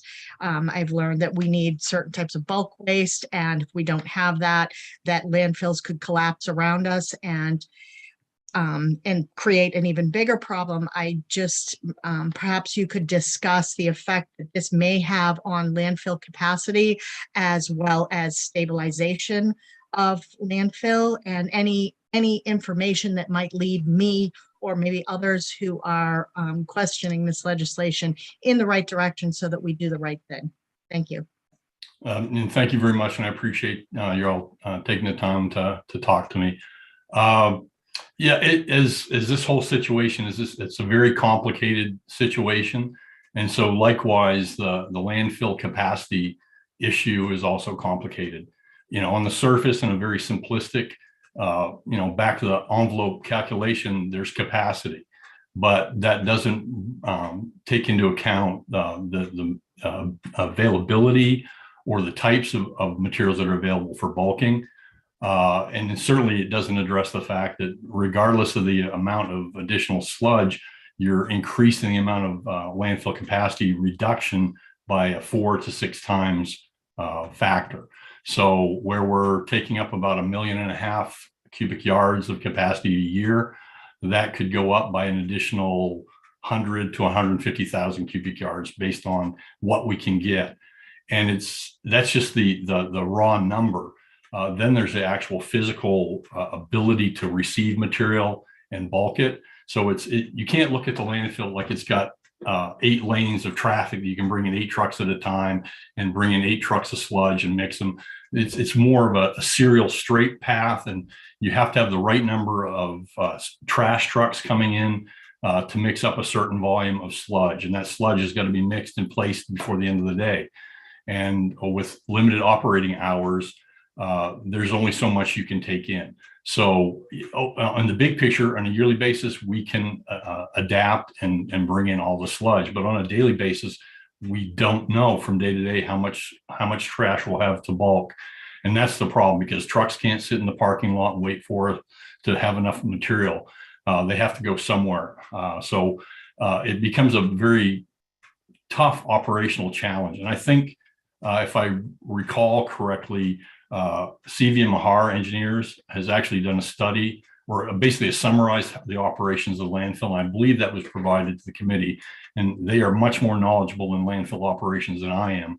But yes, for the capacity question, yes, there will be an impact. And of course, as the landfill gets fuller and fuller, and it accelerates its timeline, we already have to be in the process of permitting a new cell to accept more material. And I believe the last one took us over 10 years to get approved. So that's problematic. Another problem with sludge is it can't go at all places in the landfill. So if you don't have a physical spot for it, for instance, if you're filling out a cell and you're working on the sloped side of it, that tends to be a place where you can't put sludge, because you put material that's typically not stable enough. You can't have that on the outer face of the landfill, or it will slough off or collapse. The other problem we have with taking more sludge is that will generate more gas at the landfill, and the landfill's gas management system right now is at its capacity. So that would require additional upgrades to that, as either that or we just flare off the additional gas that's made, which is not a good environmental response to that. So yeah, it's much more complicated than I can tell you in these few minutes, but there will certainly be an impact. And anytime there's an impact, the cost of everything go up. We're transporting things further than we used to. So there's some transportation environmental issues, just the lines of traffic that we're going to have to deal with the more material we have to take. Thank you so much. Any additional questions for Jeff McBurney from the committee? All right, thanks for joining us. And thank you for your time. I appreciate it. All right, are there any additional questions, comments?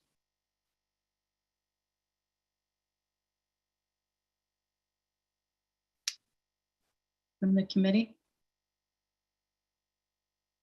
All right, we have a motion on the floor and a second. I believe we're ready for a vote. Senator Brenner. Yes. Senator Brenner, yes. Representative Tucker. Yes. Representative Tucker, yes. Senator Bennett. Senator Bennett, absent. Senator Carney. Senator Carney, absent. Representative Boyle. Yes. Representative Boyle, yes. Representative Toole. Representative Toole, absent. Representative Bloom. Yes. Representative Bloom, yes. Representative Hanley. My apologies. Is the motion for the bill unamended? As amended. Excuse me, as amended by Senator Brenner's amendment? Yes. Then I vote no. Representative Hanley, no. Representative O'Connor. No. Representative O'Connor, no. Representative Gramlich. Representative Gramlich, absent. Representative Dodera. Yes. Representative Dodera, yes. Representative Bell. Yes. Representative Bell, yes. Representative Ziegler. Yes. Representative Ziegler, yes. 7 members voting on the motion, 2 members voting against the motion, 4 members absent. Yes, the minority report will be the bill as amended and with the 12-month extension after adjournment and a $5 million general fund appropriations. Thank you. Yes, Dan.